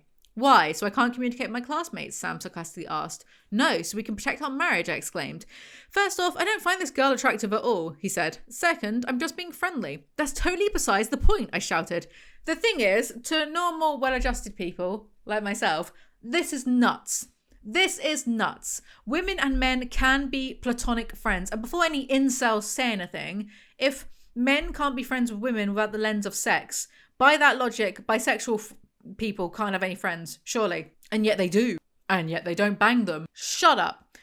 Idiots. Anyway, not being allowed to add the opposite sex on Facebook is bonkers. However, Sam cannot be trusted to be around any women. So Nia's confirmation bias has really been confirmed. What a mess. They end up screaming at each other over this, and Sam says, if you really want me to give you something to be jealous about, I will. Yikes. Then I came across another photo that caught my attention and nearly made my heart stop. It was a photo that Sam took of me and our children alongside Tracy and her children, the girl I had always distrusted, during an outing we had together at a water park. She had tagged Sam and me in the photo, even though Sam wasn't even in it. Oh my God, what a whore. Looking at the photo of this woman in her bathing suit, standing right next to me, unexpectedly brought colour to Sam's infidelity in a whole new painful way. It tore at my very core. Why did you let this happen, God? I asked. Divorce. Chapter 24. Self-mutilation. Sam. Nia throws a hairbrush at Sam's head. I would have chosen something heavier. Sleep was not just my greatest pleasure. It was essential for my equilibrium, more so than the average person, and I had barely managed to get half a night's rest. You really think you're so special and different? Everyone needs sleep. Adjusting to Nia's early morning routine and ensuring I was fully available to her was the first major challenge in this new fight for my marriage. Mornings would serve as a litmus test, revealing not only to Nia, but also to myself, the depth of my remorse and commitment by making things right again. That morning, I said goodbye to the luxury of a full night's rest. Was he dropped on his head? His response to Nia's torment is, I'll wake up earlier to show I'm sorry. What? Answer me, Nia demanded. Did you really think a godly woman like Jane would respond to you? I don't know, I said. But yeah, I guess so. You're disgusting, Nia concluded. She's way too good for you. Nia, you're too good for him. Divorce. It was a painfully heavy moment to learn that a friendship was ruined and a person moved away, all due to my lack of self-control and self-centeredness. How is he constantly throwing himself a pity party? There's yet another betrayal he hasn't told Nia about, because of course there is. After finally alleviating my patient's internal torment with an anti-anxiety injection, I pulled up a chair and sat at her bedside. As I watched her slowly doze off, trigger warning, suicide mention, her cut wrist tied down to the bed frame, I hoped that she would one day understand that I had forcefully restrained her not only for her own good, but for the people who loved her and would be destroyed had she successfully ended her life. However, I couldn't help but relate to her. As of late, my decisions had seemed nothing less than a form of self-mutilation. I never reached the point of suicidal ideation as she had, but my vice was just another way to feel something other than the depression and discontent that engulfed me. The choice I was minutes away from making, however, would jeopardize the world as I knew it and might as well have been called suicide. It's the way my mouth fell open as I read this. Do you know what his suicide is? Desperate to escape my sympathy-sucking environment, I opened Craigslist on my phone, but regretfully it wasn't for a session of retail therapy. I navigated to the men searching for women section. The lack of self-awareness Sam has truly is stunning. Comparing himself being a nasty, lying little cheat to a mentally unwell person attempting suicide. You are such an attention seeker, and I hate you. And my God hates you. How can you look at someone who's just tried to commit suicide and think, how can I make this about me? So he messages one woman on Craigslist who asks for a picture but then recognizes him as Nia's husband. With trembling fingers, I compose my next email. OMG, I'm so sorry. I was just messing around out of boredom at work. I have no intention of ever cheating on Nia. Attempting to redirect the conversation, I added, how do you know her? She replied, you both know me. I went to school with y'all. Desperate to make her feel like a guilty accomplice in my straying, thus reducing the likelihood of her telling anyone, I attempted to keep the conversation moving. How manipulative. So the woman reveals her name, and not only did she go to school with both of them, she works at the restaurant that his family goes to. I took some comfort in recalling that even though she was mostly overlooked in high school, I had always treated her kindly and was intentional about making her feel seen. Based on what I thought I knew about her, it seemed my secret would be safe with her. Sam, are you a sociopath or something? Because this is not a natural way of speaking. Sam convinces her that he and Nia are fine, and he still takes his family to her restaurant at times. Personally, I don't think he's ashamed at all. I think he secretly gets off on it. Sam decides to not tell Nia any of this. Part 5, Mirages and Manna. Chapter 25, Missed Flight, Nia. My frustrations peaked when, at 10 p.m, despite Sam and I sprinting to our designated airport gate, we were met by a shut door and a boarding agent who refused to let us through. Please, I begged. Tomorrow is my daughter's first day of kindergarten. Ma'am, Sam said, people are literally still boarding that plane. Sorry, it's policy, the agent replied.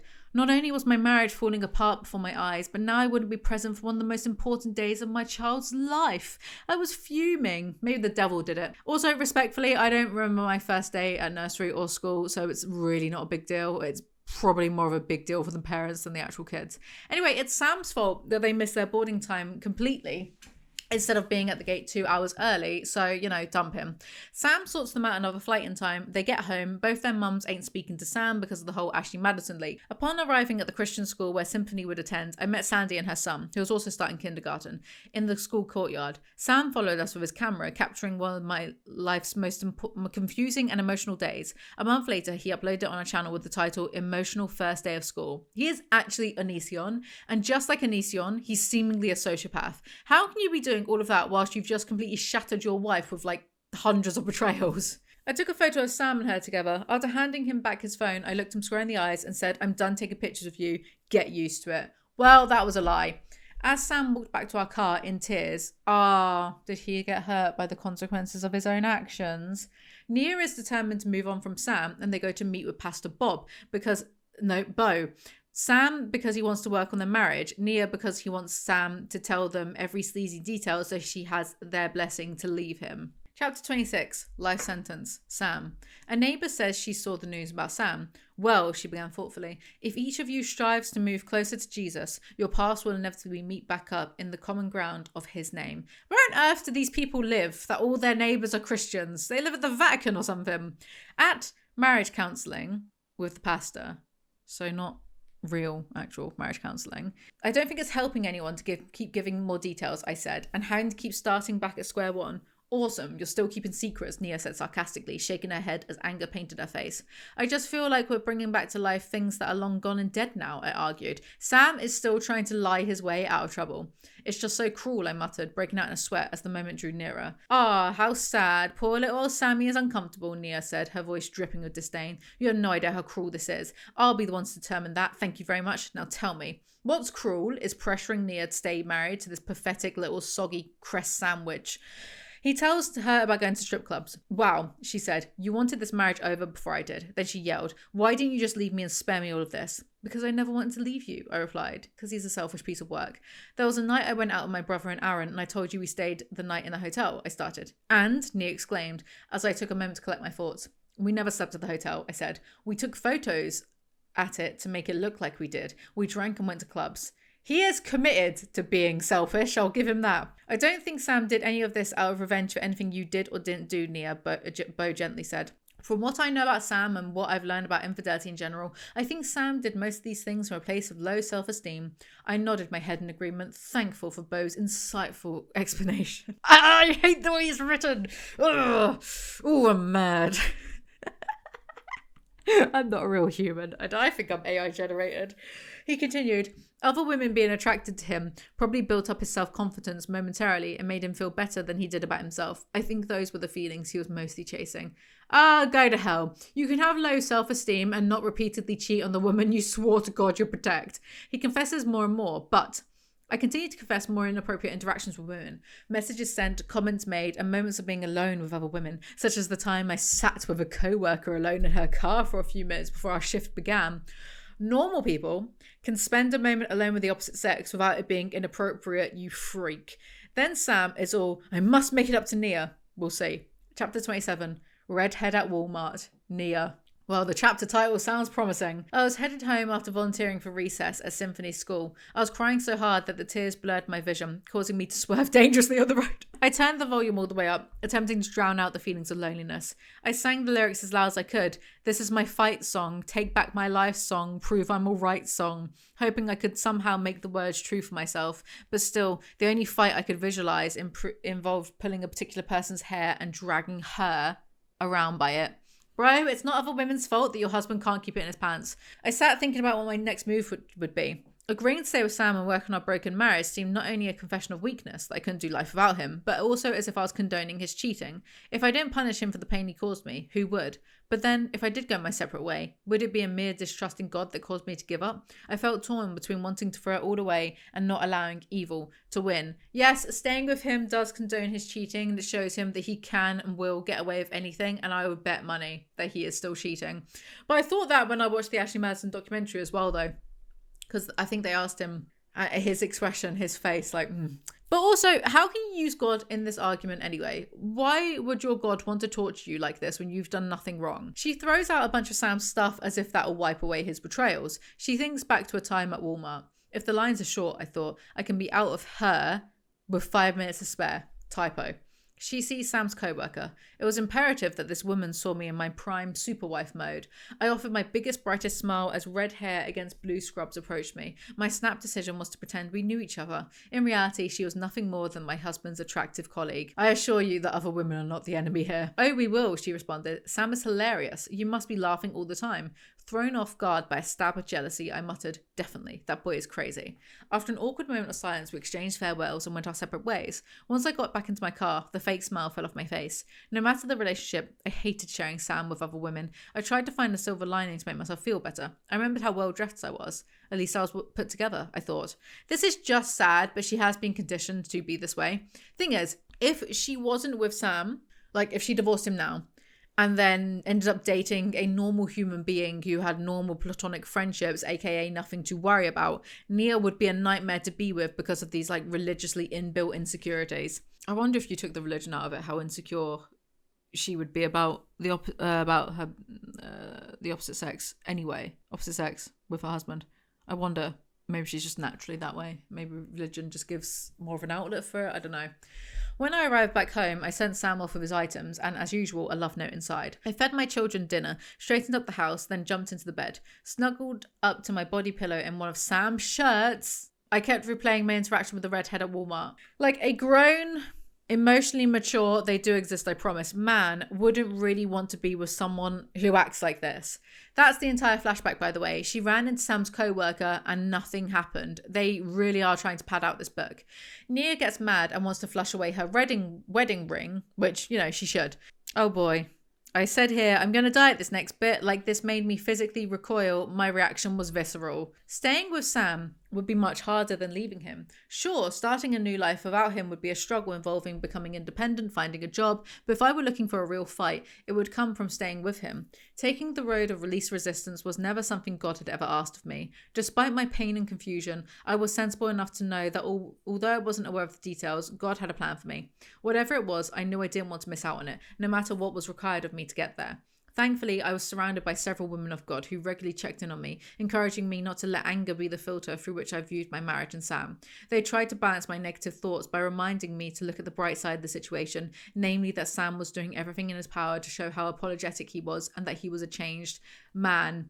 Absolutely pathetic. Nia, you did nothing wrong, so why would God do this to you? Maybe God's plan was for you to divorce him, dump the body pillow, and learn how to be an independent woman before meeting a sexy, mature, older man. This book is giving me a stress-induced heart attack. I can feel it. Nia, life is to be enjoyed, not to needlessly suffer idiots. And you really have to consider, by the way, had the roles been reversed and had Nia been the one cheating so much, would the men have rallied around Sam to tell him to work through it?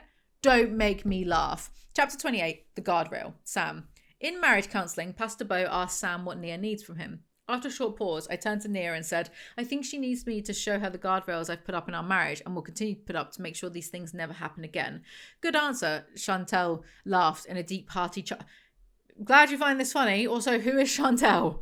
I remembered my oldest brother, Matthew, sharing his thoughts on our dad's infidelity. He said, Dad modelled for us that the boundary of adultery isn't just crossable. He showed us exactly how valuable it was to him and what he was willing to sacrifice for it. I couldn't help but wonder, okay, Carrie Bradshaw, how things might have been different for us if Dad had instead emphasised the importance of guardrails in marriage and had gone to equally great lengths to avoid crossing them. Or, yeah, because you think you're so special and so smart, you could maybe logically deduce all of that on your own, that hurting the person closest to you is a bad thing. Sam then reminisces about the time he was texting a drive-in because he loves leaving his fate in the hands of God and he had a car crash. There's an awful lot of dangerous driving in this book. I sat in the grass behind my totaled Corolla, watching Matthew as he took photos of the wreckage. As I thanked God for our lives, my relief turned to grief. Not only had I just lost the $5,000 car that I'd spent all year saving up for, but I'd risked my brother's life all to send Nia a dirty text message. Is Sam a sex addict? Is that what this is? Nia arrived soon after to pick us up. As we drove away, a subtle and comforting thought reassured me that Matthew and I still had unfinished business on this earth, that God wasn't done with us yet. Questions like, why did I survive something that I was so sure would kill me, swirled in my mind for months after the wreck. It would be over a decade before I started to understand the true meaning of that day. Are you even truly alive if everything you do is down to God's will, or are you a machine with commands automated by a higher power? Jesus said the truth will set me free. So did David Icke, but I don't see anyone talking about him. My definition of freedom had been nothing but a fantasy. I wanted autonomy. Instead, I got slavery. Calm down, white man in modern day America. This is pointless, Nia interrupted, looking at Chantel. The list of things I would need from him to even remotely begin to trust him again is way too big. It's impossible that he'd ever be able to make me feel safe again. I'll do whatever it takes, I replied. You already have all of my passwords and full access to my social media accounts. Nia rolled her eyes and shook her. Shook her what? Shook her what, Sam? I continued. I'll sync all our Apple accounts so you can check my location at any time. My love for her was finally an open door. Bah! That she now had full access to not only my heart, but to everything else as well. It's obvious that there weren't many boundaries established when you guys got married, Bo announced. Of course, in large part, that's due to Sam not being open about his struggles. This relationship is so dead if you need to do all of that to feel secure. Let it go. That's another Disney song. Lip sync to that instead and divorce. Also, pretty sure don't shag other women is an unspoken boundary in a monogamous marriage. So, oh my guy, don't you dare try and blame Nia for any of this. I looked into her big brown eyes. I meant every word I said. And I guarantee that I will always be accountable to other men and you for the rest of my life. I've been to prison and trust me, I'm not going back. Sam, you boring, below average man. You have not been to prison. You're not a slave. You are just a lazy, uncreative cheat. I love you so much, I added. Please remember too, my relationship with God is deeper and more real than ever. First and foremost, I don't want to cheat on him. I'm gonna flip this table.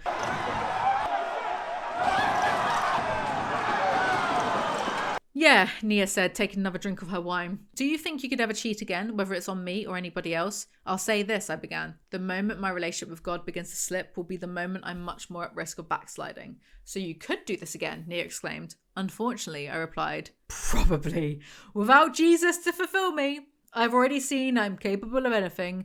I guess I hear what you're saying, but that's really hard to take in, Nia said, then sighed. Whether or not we stay together, I feel sorry for you. You're just going to keep ruining your life if you haven't learnt your lesson yet. Bro is so clearly one of those, but without religion, why don't you just murder people types. I am yelling into the void. Nia, I promise you, it's not worth it. You've been gaslit by the members of your church, further proven by this. After I agreed to more safeguards, such as not engaging in private conversations with other women, whether in person or through text, avoiding alcohol, especially outside our home, not taking my phone into the bathroom with me, and only going out with solid Christian friends, this is also unhealthy.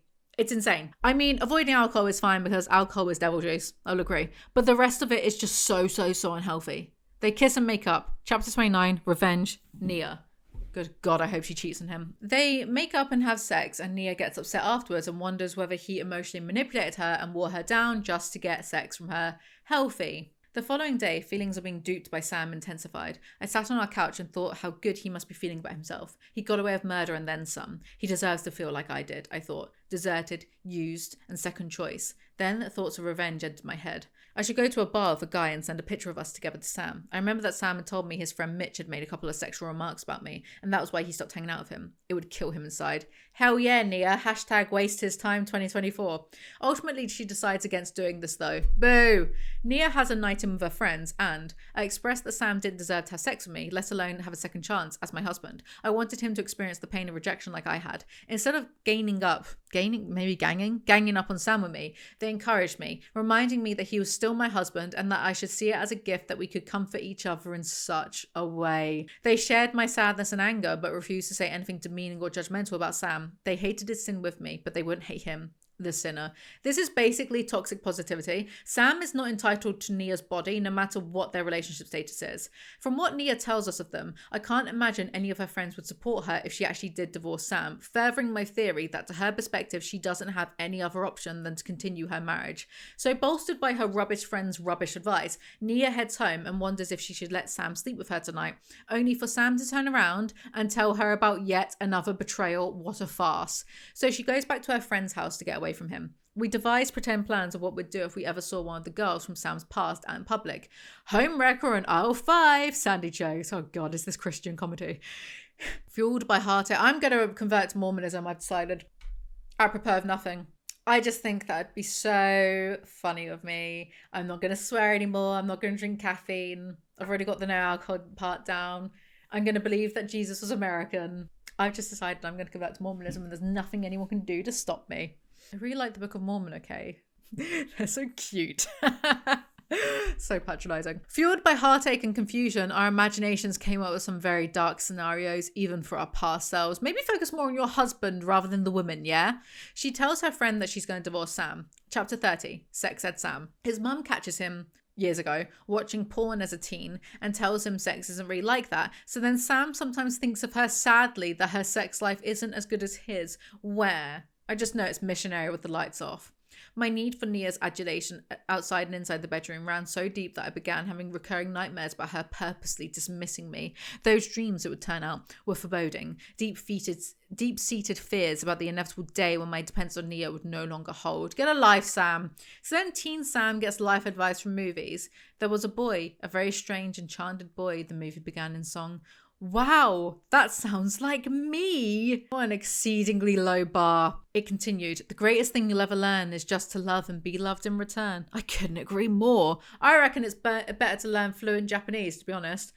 So, because Sam watched films, he expected his marriage to have the same sense of cinematic grandness, but it doesn't because it's real life, so he gets bored with the whole family man thing. Instead of proactively seeking counsel, I defaulted to what I knew best, chasing women. However, as a married Christian man who still loved the Lord deep down and truly treasured his wife and family, it didn't go as expected. The women who responded to my extramarital advances provided me with nothing near the satisfaction I thought was achievable in my head. Never once did they quench my thirst like Nia was once able to. The initial chase may have been exciting, but once over, I was met with women as selfish as I was, with just as much baggage, if not more. There were reasons these women were giving a married man their attention. They had issues like me and unrealistic fantasies of their own. Both parties were only interested in taking what they could from the other, making for some profoundly unsatisfying encounters. Yeah, sure, blame all of those other pesky women, that'll convince Nia. It actually will convince Nia. The movies, the culture around me, my selfish desires had lied to me, and my fanciful imagination was perpetuating them. Holy shit! Grown adult, fully frontal lobe developed man learns how to distinguish movies from real life. More at 7. After failed attempts at romance, the lives of pornography jumped in the driver's seat. Yeah, that's right, it's pornography's fault you cheated with sex workers. Nothing to do with you lacking impulse control, loyal to your family, etc. Seconds had started intercourse for the first time with any woman other than Nia. The prostitute directed me to do so. I was rendered physically incapable of continuing. Never before had a moment left me feeling so filthy inside. I left the parlour with the bitter taste of rotten fruit in my mouth, having forever defiled mine and Nia's marriage bed, nullifying our treasured truth that we had only ever slept with the other. The experience was nothing more or less than a thief in the night, stealing order and beauty from my marriage. Unfortunately, it didn't stop me from going back and giving it another try. That's some comedic timing right there. He goes back a fourth time, pays $200, can't go through with it, gets refunded, leaves. As a Christian, I knew it was God that my soul was desiring, but he didn't seem as exciting or as easy to approach as women and sex were. Why is God catching strays here? As I'd later hear, sex outside of true love thrills, but it kills. It fascinates, but then it annihilates. Nah bro, here's my experience as a woman who has had sex outside of true love before. I know, I'm such a whore. Meaningless sex is largely pointless because most men suck at it. Real sex only happens within marriage, Sam. It's unselfish at its core. Real sex is a holy physical oneness that is only fulfilled after whole life oneness with your spouse. Well, if real sex only happens within marriage, I guess it's not a sin to have premarital sex because it's not real. Doesn't exist. Doesn't count. These people are like such weird gatekeepers as a way of subconsciously trying to exert control over others. These same people will say, and I've seen them say it, you can't know true love unless you love God. It's so bizarre, so nonsensical. You want to control other people's thoughts and feelings? Like, get a fucking hobby, Derek. Now that I was finally emotionally, spiritually naked with Nia, becoming physically naked with her took on a whole new level of meaning. Nia may have regretted the night we made love before deciding if she wanted to stay married to me, but it was undeniably the best sex that we ever had. Yeah, who cares about her regrets as long as you're happy? Chapter 31, Final Indecision, Nia. Everyone saw Sam's remorse, so I understood their hopes even if they didn't say it out loud. They wanted me to give Sam another chance. So cheating with dozens of women only counts as his first chance? She goes through the Bible to find confirmation bias to prove God doesn't want her to divorce. Suppose I divorce Sam and eventually remarry, I wondered. Even if I was justified in doing so in God's eyes, will I be putting Sam in a position to commit adultery again, even if he remarries? It's not your responsibility, babe. That's Sam's. I hate divorce, said the Lord. Wow, definitely no exceptions there either.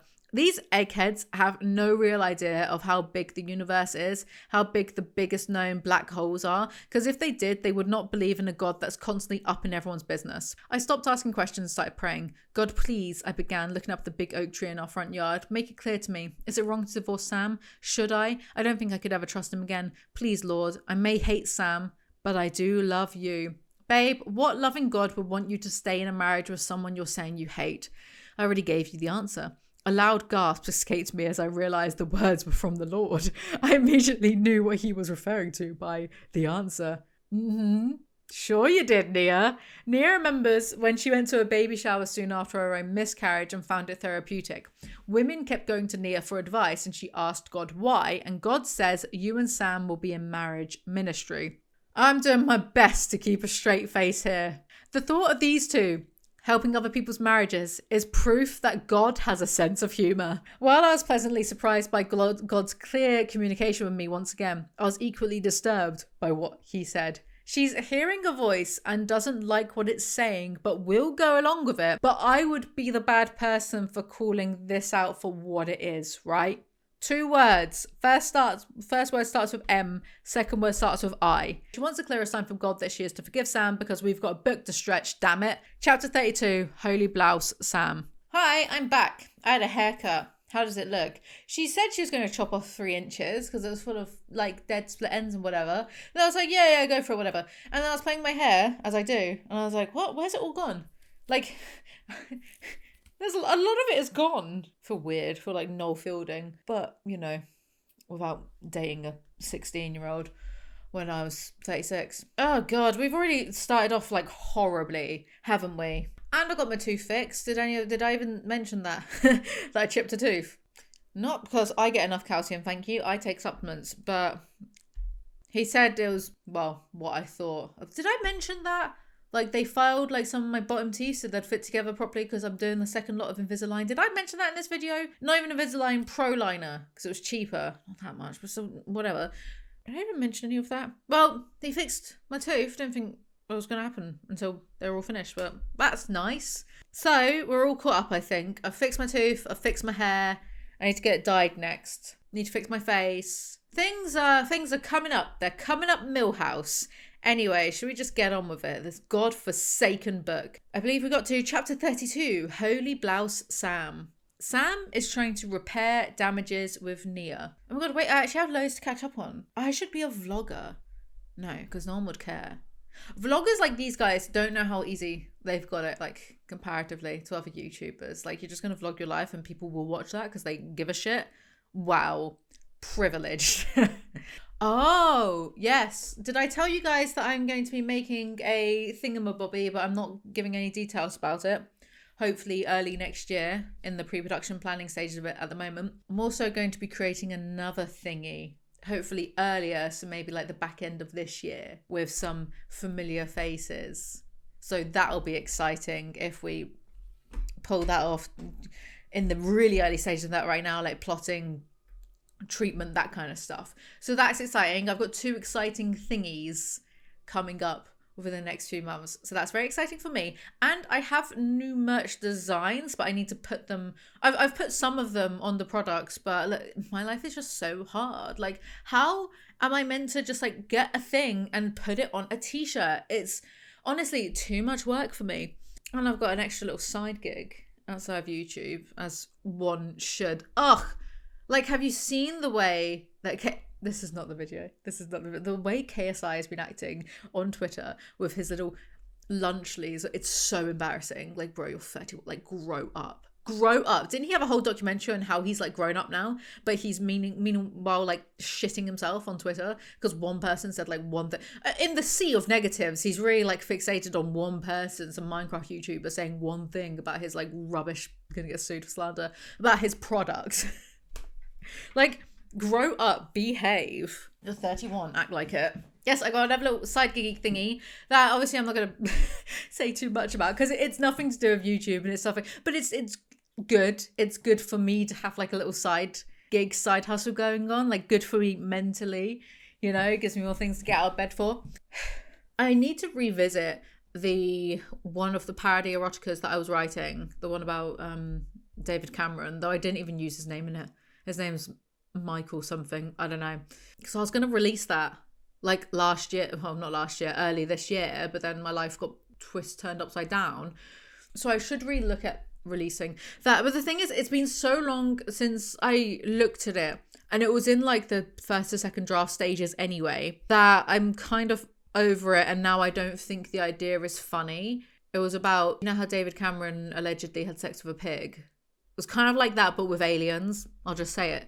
Now I don't think the idea is that funny. It's also like very English. That's a thing that like largely only English people are going to know about. It was coincidentally the plot to an episode of Black Mirror as well. Yeah, and now I just feel kind of like about it. I don't know. Maybe I should like send it off for proofreading or whatever and see like if it's actually worth. Because I don't want to put it out if it's shit.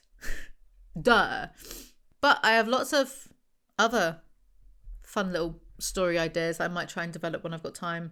Oh yeah, and it's funny how like a few weeks ago, I was like, I'm going to start doing like 5 videos a week or whatever. And then the algorithm didn't like that and didn't like me for it.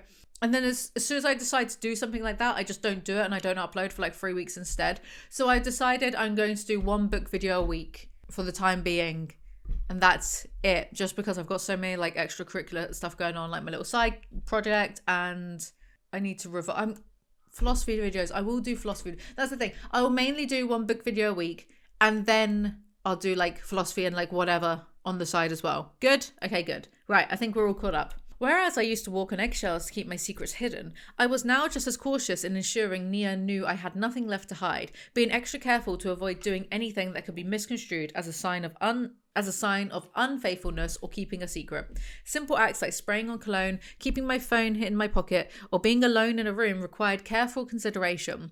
Whenever I considered styling my hair or brushing my teeth outside the usual times, I'd assume Nia feared I was getting ready to meet another woman. So instead, I'd throw on a hat and accept having slimy teeth. Brush your teeth, you absolute swamp monster. As another measure of my transparency to Nia, I went so far as to leave the bathroom door open when using it. If you have to do all of these things, including not brushing your teeth, to prove to someone that you are not cheating on them, just end the relationship. Like, it's dead. It's already dead. Stop! He's already dead. Your relationship has become ridiculous. It's like a parody of itself. The more he serves Nia, the more he loves her. Where have I heard that recently? If you serve someone, you will love them. Is that from the Bible? Have I been listening to the Bible? Anyway, he couldn't have figured this out before marriage and kids, though, before making a huge mess of things. While doing a load of laundry, Nia resting in the next room, I called out, "This dryer doesn't have a dial. The flat side of the metal thing needs to face the opposite direction of what you want to select," Nia explained. "Use the pliers on the shelf. Also, the door sometimes pops open, so you'll have to lean something against it." I later noticed rust spots inside the washer, and it didn't seem to wring out all the clothes all the way. Nia had never mentioned these issues, but I felt regretful that she had been managing with such outdated appliances for so long. Luckily, we were in a financial position for me to be able to change that. So at this point, they have about 350,000 subscribers, I believe. That is more than enough money to buy a washing machine with, especially when you post family-friendly vlogs and have lots of viral vlogs like they did. Like, bro, just buy her a new washing machine. Like, why are you buying her a washing machine to prove that you're only cheating on her? What? Also, Sam clearly didn't know housework before if he doesn't know how to use his washing machine. Also, she's still doing emotional labor, having to explain things to him like he's 5 years old. Entering the room where Nia sat, I apologized. "I'm sorry you had to use that old washer and dryer," I said, while sliding on my flip-flops. "I'm going to buy you the set you deserve." "Are you serious?" Nia said, trying to hold back a smile. "Absolutely," I exclaimed. "Wow," she said. "Cool." Oh, problem solved. Before revealing my secret past to Nia, I had struggled to bond with Abram on account of his colic. Ugh. No wonder I was swearing in my script. Seldom making an effort. Perhaps it'd been my secrets, I acknowledged. That had actually been the barrier to my relationship with my son all along, and I truly was only as patient as I was honest. Regardless, I gained a new appreciation for my children and felt a renewed capacity to love them better. What am I reading here? Your son has a medical condition that causes him pain. Is that what colic is? I've forgotten. Yeah. Severe pain in the abdomen caused by wind or obstruction in the intestines suffered by babies. It's a little baby. It's a little baby. So he's got a condition that's causing him pain and you can be bothered to make an effort with him. Nia, leave him. These are the same types of people who believe in gender norms, clearly, because Sam did no housework prior to seeking redemption, and yet he's failed as a provider because Nia was using broken house equipment, failed as a father because he couldn't be bothered to connect with his son, and failed as a husband because he's done his best to cheat on Nia at any given opportunity. Sam is not a man. He is a man-child. Nia, dump him. I changed Abram, dressed him, and loaded him in the car for a trip to Home Depot. Taking this kind of initiative in my home marked a significant milestone. Do you want a cookie for doing the bare minimum as a manly provider? Will Nia think my efforts are merely superficial attempts to momentarily pacify her? I was determined not to allow those kinds of defeating thoughts to interfere with my actions. Besides, first and foremost, I was serving the Lord and obeying him. Christian God cannot be real, because if I was him, I would smite Sam for constantly trying to use me as a scapegoat for his bad marriage. Nia wouldn't be easily tricked again, nor would I allow it if it was within my power to prevent it. No one tricked you into sexually harassing women so much that they moved away from you, you weirdo. After pushing the appliances into place, I emptied our hamper into the washer and started a cycle. As the remarkably quiet load finished, I observed that many of Nia's clothes, particularly her undergarments, appeared old and warm. Nia, I stated, holding up a blouse with an obvious hole in it. This is unacceptable. You need to go out right now and buy yourself some new clothes. I didn't have to ask her twice. The following morning, she set out with her friends to shop for a new wardrobe. Bro, I just looked at their most popular videos, which appeared to coincide with this time period, and they were getting like tens of millions of views on the viral ones. Why are Nia's clothes all holy? There's an obvious religious joke there, but I'm too mad to care. Anyway, Sam cleans the house, and this reduces Nia to tears. Good God, woman, stand up. Chapter 33, Shiny Boxes, Nia. Driving to Bebo, isn't that a website? Bebo's house one evening, I passed Haskell Lane, the road that led to one of the spots where Sam had met with one of the women from his confessions. The mere thought, let alone the sight of the road, enraged me. I was probably doing his laundry when he met her there, I angrily said, gritting my teeth. Divorce. Nia keeps getting intrusive thoughts about Sam with other women and is triggered, understandably. I screamed inside, I can't take it anymore, replace these memories, God. Then, as the road came into view, it felt as though heaven opened up and shone a light right into my car. Lyrics on the radio sang out in perfect timing, "You are his bride." It was a shocking moment and felt too beautiful to be a mere coincidence. That's all it was. There's something about shiny box moments, but at this point I'm not paying attention because I'm too annoyed. She goes on an all-girls trip, ends up at BeautyCon Dallas, realizes the hotel was the same hotel where Sam had hung out with a woman in the lobby.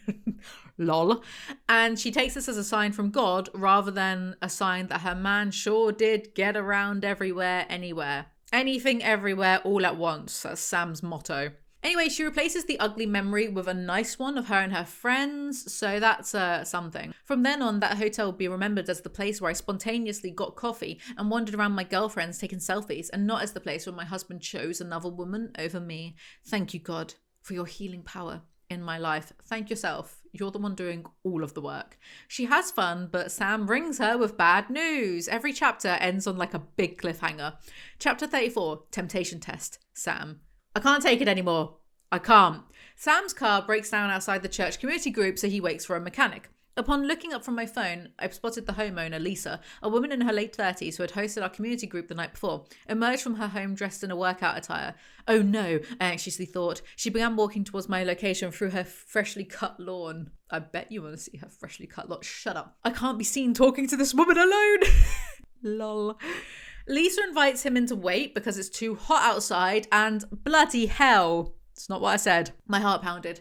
I glanced down her driveway and noticed her husband's car wasn't there. I felt the gravitational pull of my old ways. It could be fun, they whispered. Before they could say another word, I shook it off. Oh, no, thank you, I said. Are you sure? Lisa asked as she made her way back to my car. Yeah, I'm just going to wait in my car and edit some photos, I said. She eyeballed my camera in the passenger seat and asked me about the lenses I preferred. We briefly discussed photography equipment, after which she said, I used to do portrait photography too, you know? Oh, that's cool, I said, aiming to cut our private conversation short. Come inside, she demanded.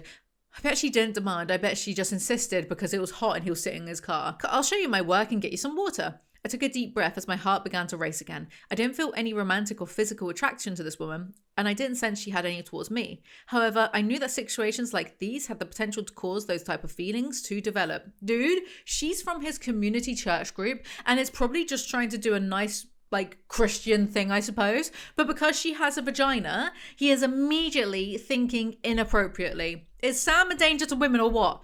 Firstly, incredibly dehumanizing that he can't see women without the lens of sex. Clearly doesn't see women as people he can just be normal around. And secondly, you weird little sex pest, I wouldn't trust him alone with a woman. There, I said it. I feel like that picture of that cartoon of Jesus where it's like, what is it? Wait. The Jesus they hated him meme because he told them the truth. I feel like that right now. I wouldn't trust him around a woman because he would try it on. I really can't, I began. It's just not appropriate since our spouses aren't here. It's not like that, you ding-dong, she quickly rebutted. I took another deep breath. Yeah, I know, I said. But Nia and I are actually in the middle of fighting for our marriage right now. Am I really telling her this? After I recently confessed to her that I was unfaithful to her several years back. I guess so. Oh, she said, dumbfounded and embarrassed. Okay. Going into your house would set us back no matter the intentions, I added. It's just not wise. An awkward silence ensued. That's fine, she said enthusiastically. I'll just go get the photos. As she turned and walked away, the built-up cringe inside me made me sink deeper into my seat. Hurry up, you dumb tow truck, I whimpered. Minutes later, she walked out of her house with a stack of bulky picture frames, apparently having taken them off her walls. This can't be real life, I thought. I pretended to be interested in her lackluster portraits of her children as she awkwardly held up each one to me. Those are good, I remarked, trying not to laugh out of utter embarrassment. Lisa is clearly a normal human being who is obviously thinking, "Ooh, Sam, I don't want to bang you, you weirdo. I just wanted to talk." And then he's rude about her pictures internally and then writes about it in a book years later. You are so weird, it's insane. Anyway, Sam feels accomplished because he didn't go into a woman's house unchaperoned and sexually harass her. Okay, baby steps, I suppose. Chapter 35, Pestilence, Nia. Nia is bitter at Sam, naturally, for everything. Who was I to continue to hold Sam's sins against him if God had done the complete opposite with his sins? The copium. The copium is actually insane. Sam is behaving himself, though, and being vulnerable and honest with Nia, and then she reads her Bible. You will not fear the terror of night, nor the arrow that flies by day, nor the pestilence that stalks in the darkness, nor the plague that destroys at midday. 1,000 may fall at your side, 10,000 at your right hand, but it will not come near you. And then she decides, instead of pestilence, God is actually talking about divorce, specifically to her, because she's a bit of a narcissist too. According to the CDC, there were 2,221,579 marriages in 2015. In that same year, there were almost 1 million divorces, about 30% of them due to infidelity. Tens of thousands were literally falling around me. One stat I read said people are 75% more likely to get divorced if they are a friend or a family member has been divorced, and 147% more likely if multiple friends are divorced. I began to see divorce as a modern day pestilence, spreading like a contagious virus. I started asking myself new questions like, do I really want to increase the chances of one of my close friends or family members getting divorced? Well, if their spouse is cheating on them with anything that moves, then yes, Nia, what's wrong with that? You're so stupid. And do I want to help stop the spread of this pestilence in my family lineage or play a part in perpetuating it? The effects of divorce are catastrophic. They reach into generations. Sam and I are both living examples of it, negatively affecting countless children. I just realized, at least It Ends of Us is actually about trying to end the cycle of torment and abuse. How can you do worse than a Colleen Hoover novel, Nia? Good God. Negatively affecting countless children, making this pestilence, in my view, more severe than any other. Oh yeah, say that's like the people who actually die from the flu, you moron. If I wanted God to protect, maybe this is why I keep getting demonetized. If I wanted God to protect my family from disease, which I often prayed for, why wasn't I actively praying against the family destroying disease of divorce? Respectfully, Nia, you're a moron. You're so annoying that I'm actually going to voice message my Christian friend right now and get her opinion on it.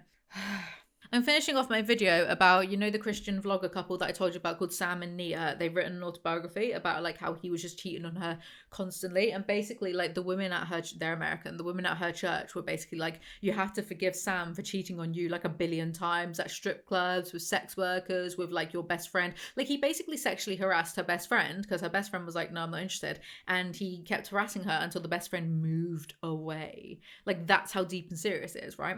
But the people, the women at her church were being oh no, you should definitely stay with him because God has forgiven him, so you've got to, it's within God's plan for you to stay together. And it's well, divorce is allowed in the Bible, so why can't it be in God's plan that they get divorced? Maybe that's God's plan, that she actually ends up happy with someone else who's not going to cheat on her 1 billion times, There's a bit where she's reading her Bible and there's a passage about pestilence and plague, like actual plagues that kill tens of thousands at your people, but don't worry, you'll be protected. There's something in the Bible. And then she decides arbitrarily that instead of pestilence meaning plague, it actually means divorce. And she does this whole big old statistic thing about how, well, if she gets divorced, one of her friends is more likely to get divorced, and divorce is really, really bad. So God wants me to protect my family from divorce by, me staying with this guy who, by the way, hasn't promised to never cheat on her again. He's actually said to her,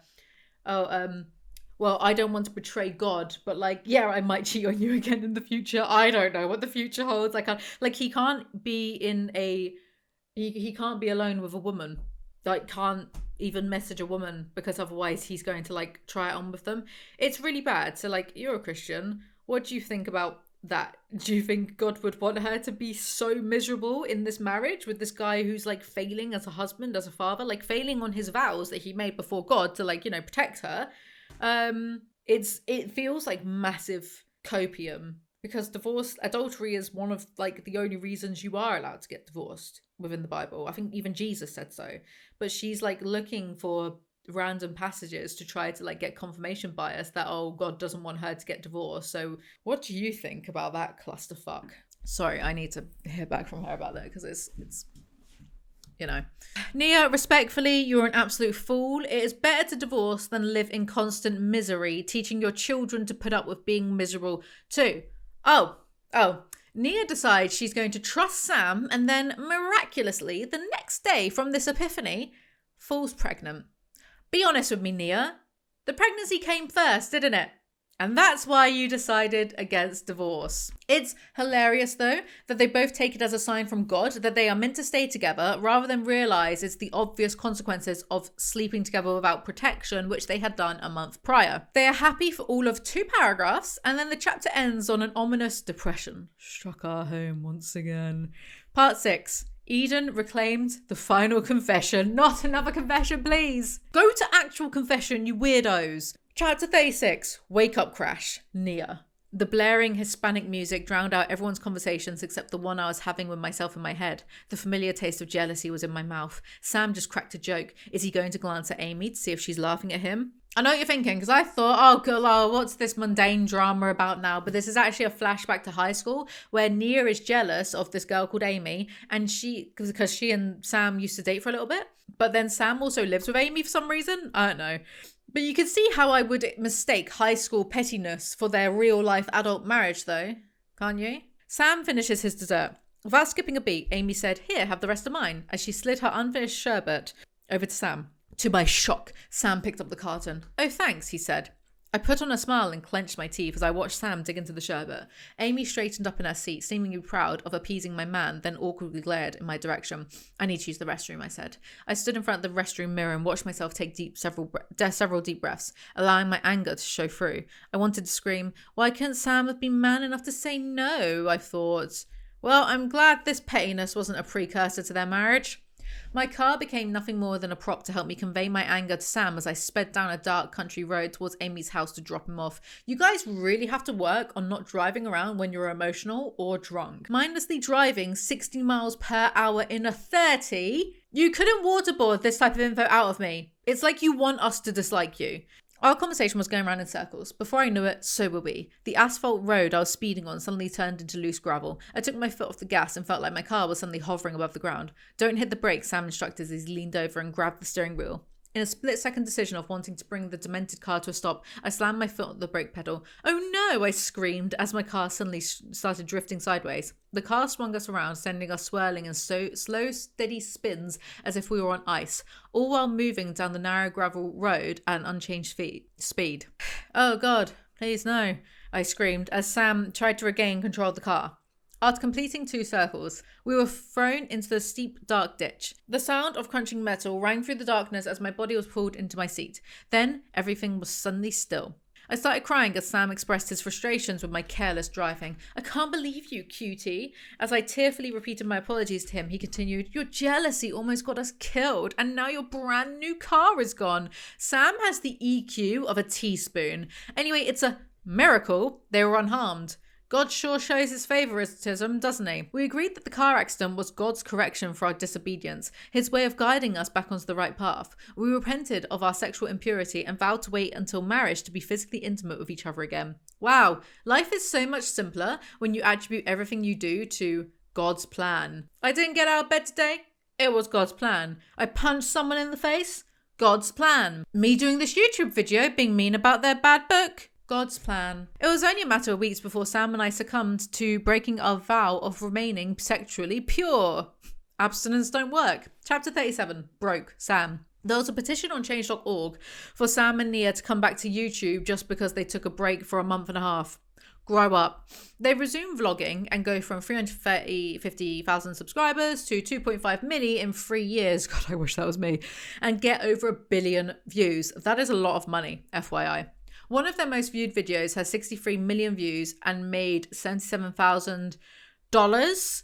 It's a short video, but it's still like, that's not a good CPM value. I'll just say that. This was 8 years ago, so it must, I assume it must have been during the adpocalypse when CPM was really bad, because even though it's a short video, it like roughly it's a CPM of $1.20. And I know it's a 6-minute long video, so there was no mid-roll ads, but still, 63 million views. Like, £77,000 is a lot of money, but 63 million views? YouTube kind of stiffed them.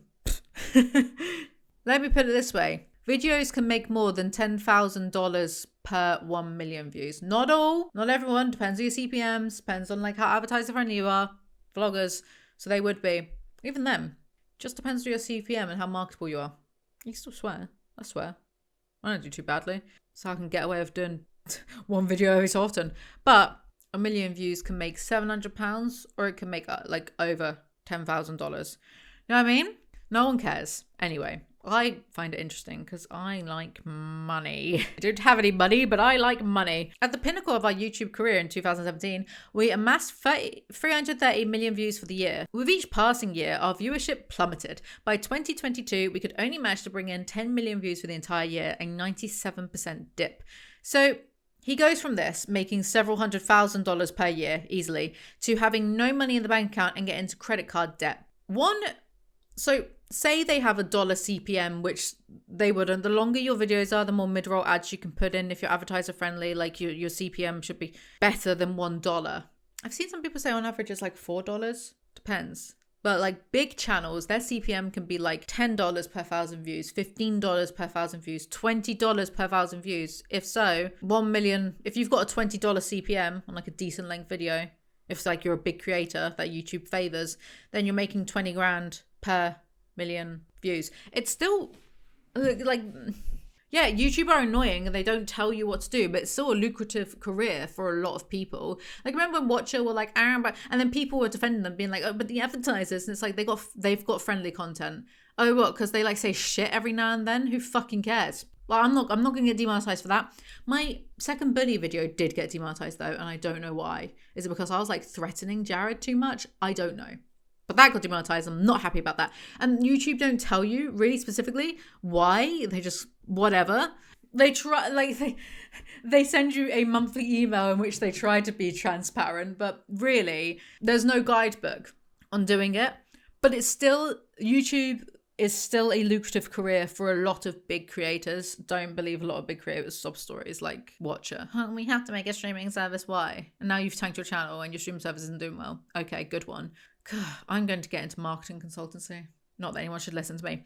Anyway, say their CPM for some reason across all their videos is $1. They've had over 1 billion views. That's $1 million. And believe me, their CPM, it changes per video. So again, depending on if you're monetized, which, you know, they're a vlogger channel, so they're a good Christian vlogger channel, so they would be.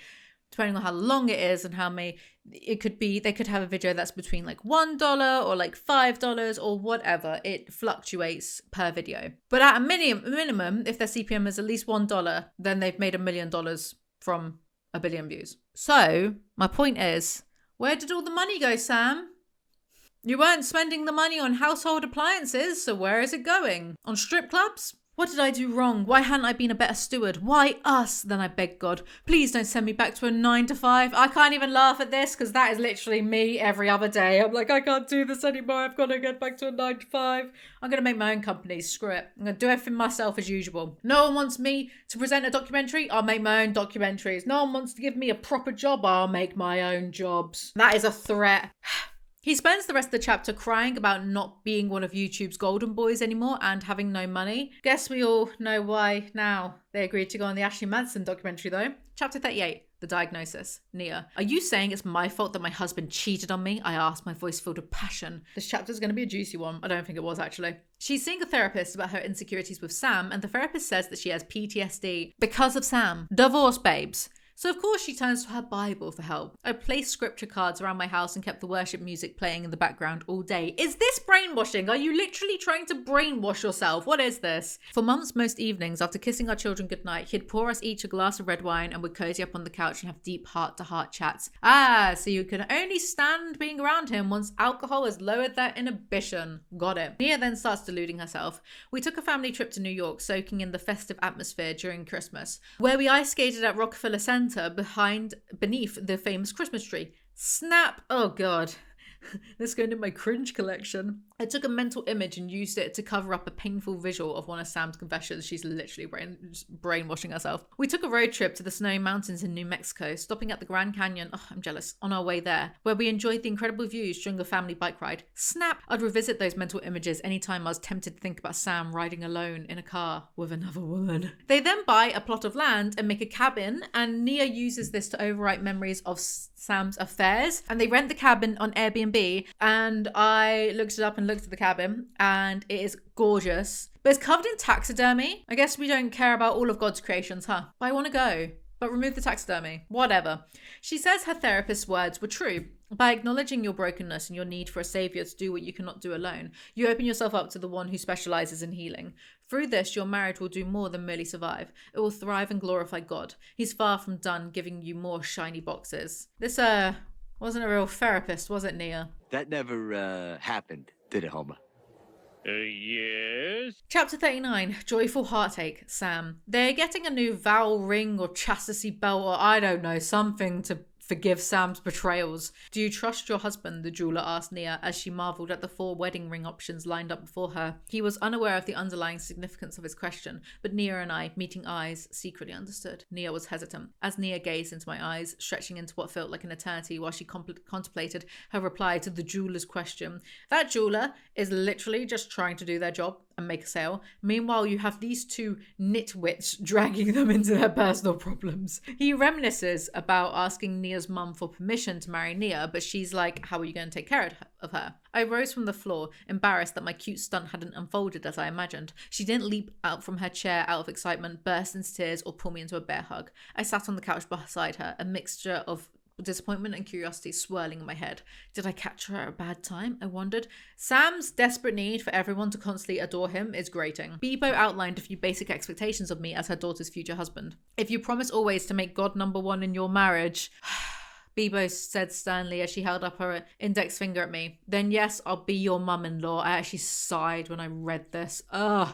Bebo isn't that jazzed about Sam proposing to Nia. Sam proposes to Nia. She says yes. They go home and Bebo already went to bed even though she knew what Sam was doing. I'm not sure she likes you, mate. I couldn't help but think Bebo had gone to bed early with a broken heart, hoping to avoid the reality that her baby had grown up and would soon be moving out, leaving her to live alone. Huff that copium, my guy. In present day, Nia says, yes, she does trust Sam. And why won't this book end? We've 6 more chapters. She's going to remember he once looked at a woman at Target and then he's going to need to buy her even more jewellery to make up for it. Chapter 40, Can't Rewind, Nia. 2019, they are having their vow renewal celebration. I mean, who knew, Pastor Bo continued with a smile, that so much would come out of love as an open door, right? Everyone laughed. He also gave an emotional toast to Sam and me, cleverly starting it with a line from Disney's Frozen. Do you want to hear something crazy? This book was brought to you by Disney Plus. Sam and Nia are going to have to do this till they're 90. This time, we knew who each other was. This time we knew who each other was. Yeah, it's a rough sentence. Clunky. Both of you look at me for just a second, Bo said to Sam and me midway through his heartfelt message. I know that God is pleased with you. I know that he is proud of you. God is overly invested in this marriage. Doesn't have time to help all those kids in Gaza though, does he? I'm not intending to weaponize anyone's suffering here, by the way, but I find this type of religious chat so insufferably myopic. So God deliberately almost crashed your car, but made sure you two were okay to prove a point about you having premarital sex. But little kids dying and being bombed right now, crickets. Behave. Like, if that is the God, then I ain't so keen on them myself. Not keen on them. I think they've got their priorities a bit out of order. On our wedding day, I pledged many things to you, including my fidelity, Sam said. With sorrow and remorse, and sometimes feeling like a total idiot, I acknowledge that I broke that vow. That is very tactful. I pledge myself and my faith to you until death do us part. Yeah, and then when he does die, he can finally sleep around in the afterlife. Had I never given God the chance to do his healing work in our marriage, someone else might have been enjoying the benefits of the changed man standing before me. I was overcome with thankfulness to have stuck it out with him. What a reward! Is this sarcasm? Did I write this? Throughout the previous 10 years, we had, individually and as a couple, surrendered complete control of our lives to God. I would no longer be responsible for preventing Sam from straying. I would leave that in God's hands. I'm pretty sure it's Sam's responsibility, not God's, to not attempt to stick his penis into anything that moves. With God on our side, we felt equipped to face any trial. But as we looked ahead, a question remained. What kind of work would this new chapter bring? And were we as ready as we felt we were? Clear that what God wanted from us next would be beyond our courage to do alone and would require him to hold our hands. Every single chapter ends this ominously, and I cannot take the emotional whiplash much longer, is what I would say. If I gave a shit. Chapter 41, fully exposed. Sam.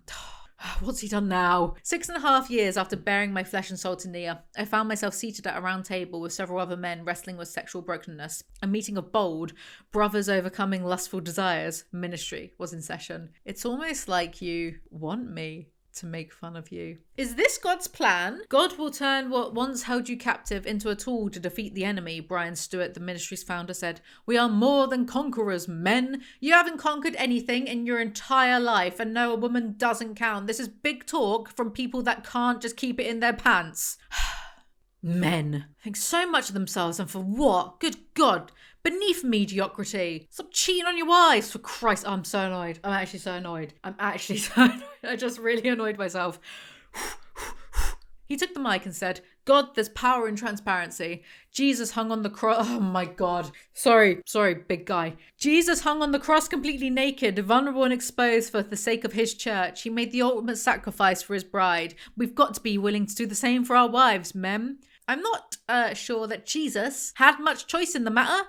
But go ahead, my dudes, crucify yourselves. You can't even keep it in your pants. How are you going to make the ultimate sacrifice to your women? The leader of Bold thinks Sam is suited to leadership. Same leaps in logic that career counselor used for Jared in Bully, I guess.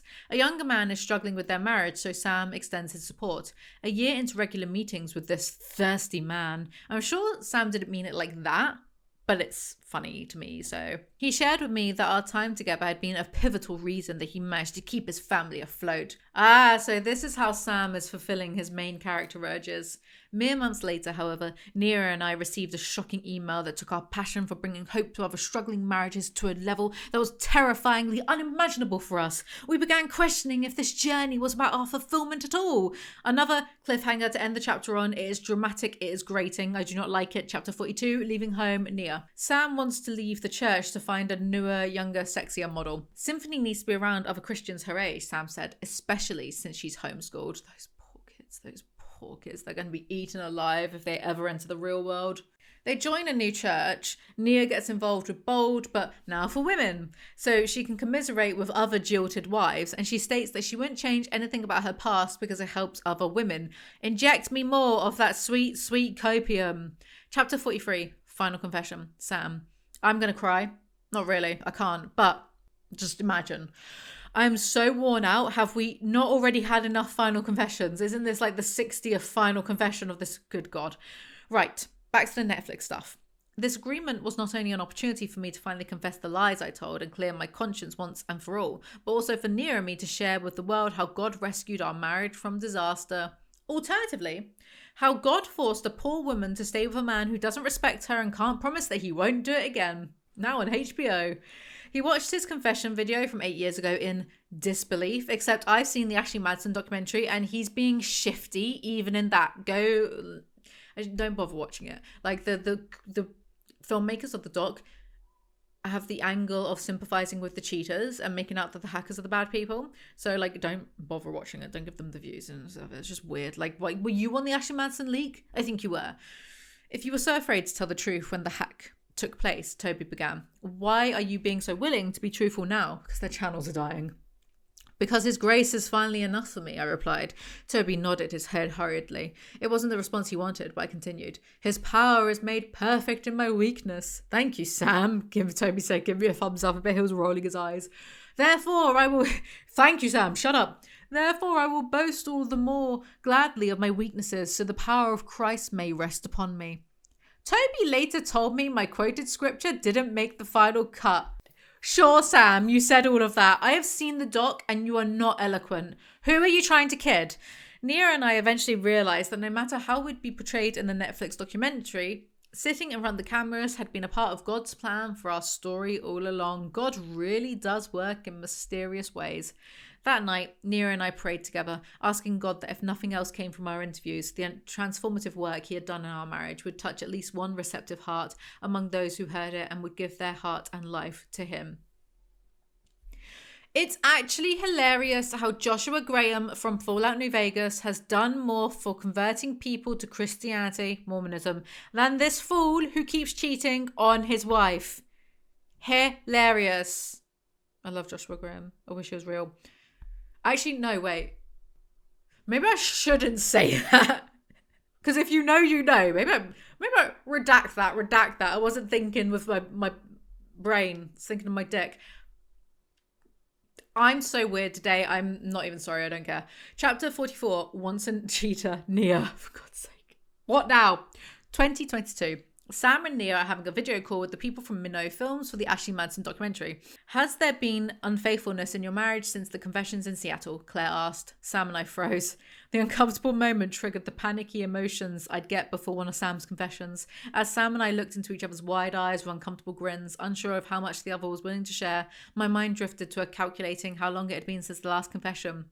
It had been about a year. Yes, Sam admitted. I have had to confess other slip-ups with her. This guy. And for all the people on Reddit who are like, she's only with him for the money and fame, before the Ashley Madison doc, their channel had dried up. So it's clearly not that. It's clearly how everyone else in her life has convinced her that divorce is a sin, but her husband's unfaithfulness is somehow not a deal breaker. It's only been a handful of times, Sam began, mostly involving pornography or other women getting in my head, things like that. Sam had remained open and vulnerable with me, as he promised he would. For example, several months after this interview, he would tell me he stopped visiting a coffee shop because he felt attracted to a barista over there. Oh, God. If thinking other people are attractive is infidelity, then he's always going to slip up. It's natural to think that other people are good looking sometimes. And for a lot of people in relationships, pornography isn't a big deal as long as you have boundaries, whatever that may be. For example, is the porn ethical or not subscribing to OnlyFans and engaging in the deliberate parasocial behavior with like an OnlyFans creator? But at the same time, Sam clearly doesn't stop himself from acting upon his attractions, considering he sex pestered her close friend so badly she moved away to try and save Nia's marriage. So it's like, huh? Also, I refuse to take Sam's word for anything due to the aforementioned issue of sexually harassing her best friend. I believe that he's downplaying, I found someone attractive. He probably actually hit on this barista or flirted with them or like tried to or whatever. Nia asked Sam if there's anything else she should know before they continue with the documentary. A couple of weeks ago, I sat near a girl at Starbucks and made friendly talk with her. He said, "It was nothing." "Okay," I asked, "and?" "She was reading a finance book that I've read before and I just gave her some random investment advice," he added. "How long did you talk to her?" I asked, starting to get impatient. "Maybe 10 minutes on and off," he said. "Did you get her number?" I asked, only half joking. "No, of course not," he said. "I didn't get her number," but he paused, shaking his head. "Oh, great," I thought. "Here we go." He continued. "When she walked out, I waved goodbye to her kind of flirtatiously and she smiled back at me." How'd you wave goodbye to someone? Smile and wave, boys. How'd you wave flirtatiously? Like, did he do that? Oh, what a creep. I actually see BA with this book anymore. If you remove Sam from the equation, Nia has her own issues wherein she doesn't believe the opposite sexes are allowed to talk to each other because it's got to be like sexually motivated. Surely you can't just talk to someone who's the opposite sex and God forbid be friends with them. No, it's always motivated by sex. So juvenile. Such an infant. Such an infant. So here's my solution. Nia divorces Sam, who is never going to change and will continuously hurt her, then marries a bloke akin to... Can't believe I'm going to say this. Don't listen to the logic. Don't come at pitchforks with me. She marries a bloke akin to Mike Pence, who refuses to be alone in a room with a woman because he thinks that's illegal or something. Then the two of them can ride off into the sunset together and save a normal bloke with normal platonic friendships with women all of the hassle of dealing with Nia's baggage. And she'll be with someone who won't cheat on her. Does Mike Pence cheat? I don't know. I just think the thing of like him not being alone in the same room with a woman is hilarious. Like, says a lot about him. That's my solution to the problem. Sam can remain alone. I don't care.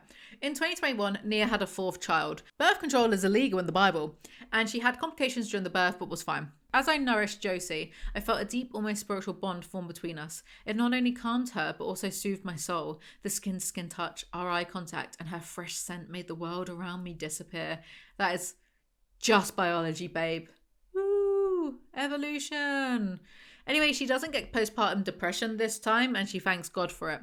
Somehow this relates back to her forgiving Sam over his Starbucks confession. Then all of the Netflix people praise her for being so strong or something for the documentary. Chapter 45, Ultimate Romance, Sam. As we silently looked into each other's eyes, I was reminded of the terrifying yet life-changing day when God first asked me to share my testimony publicly. Was this Netflix interview the moment he had been preparing me for? I wondered. What type of self-serving faith is this?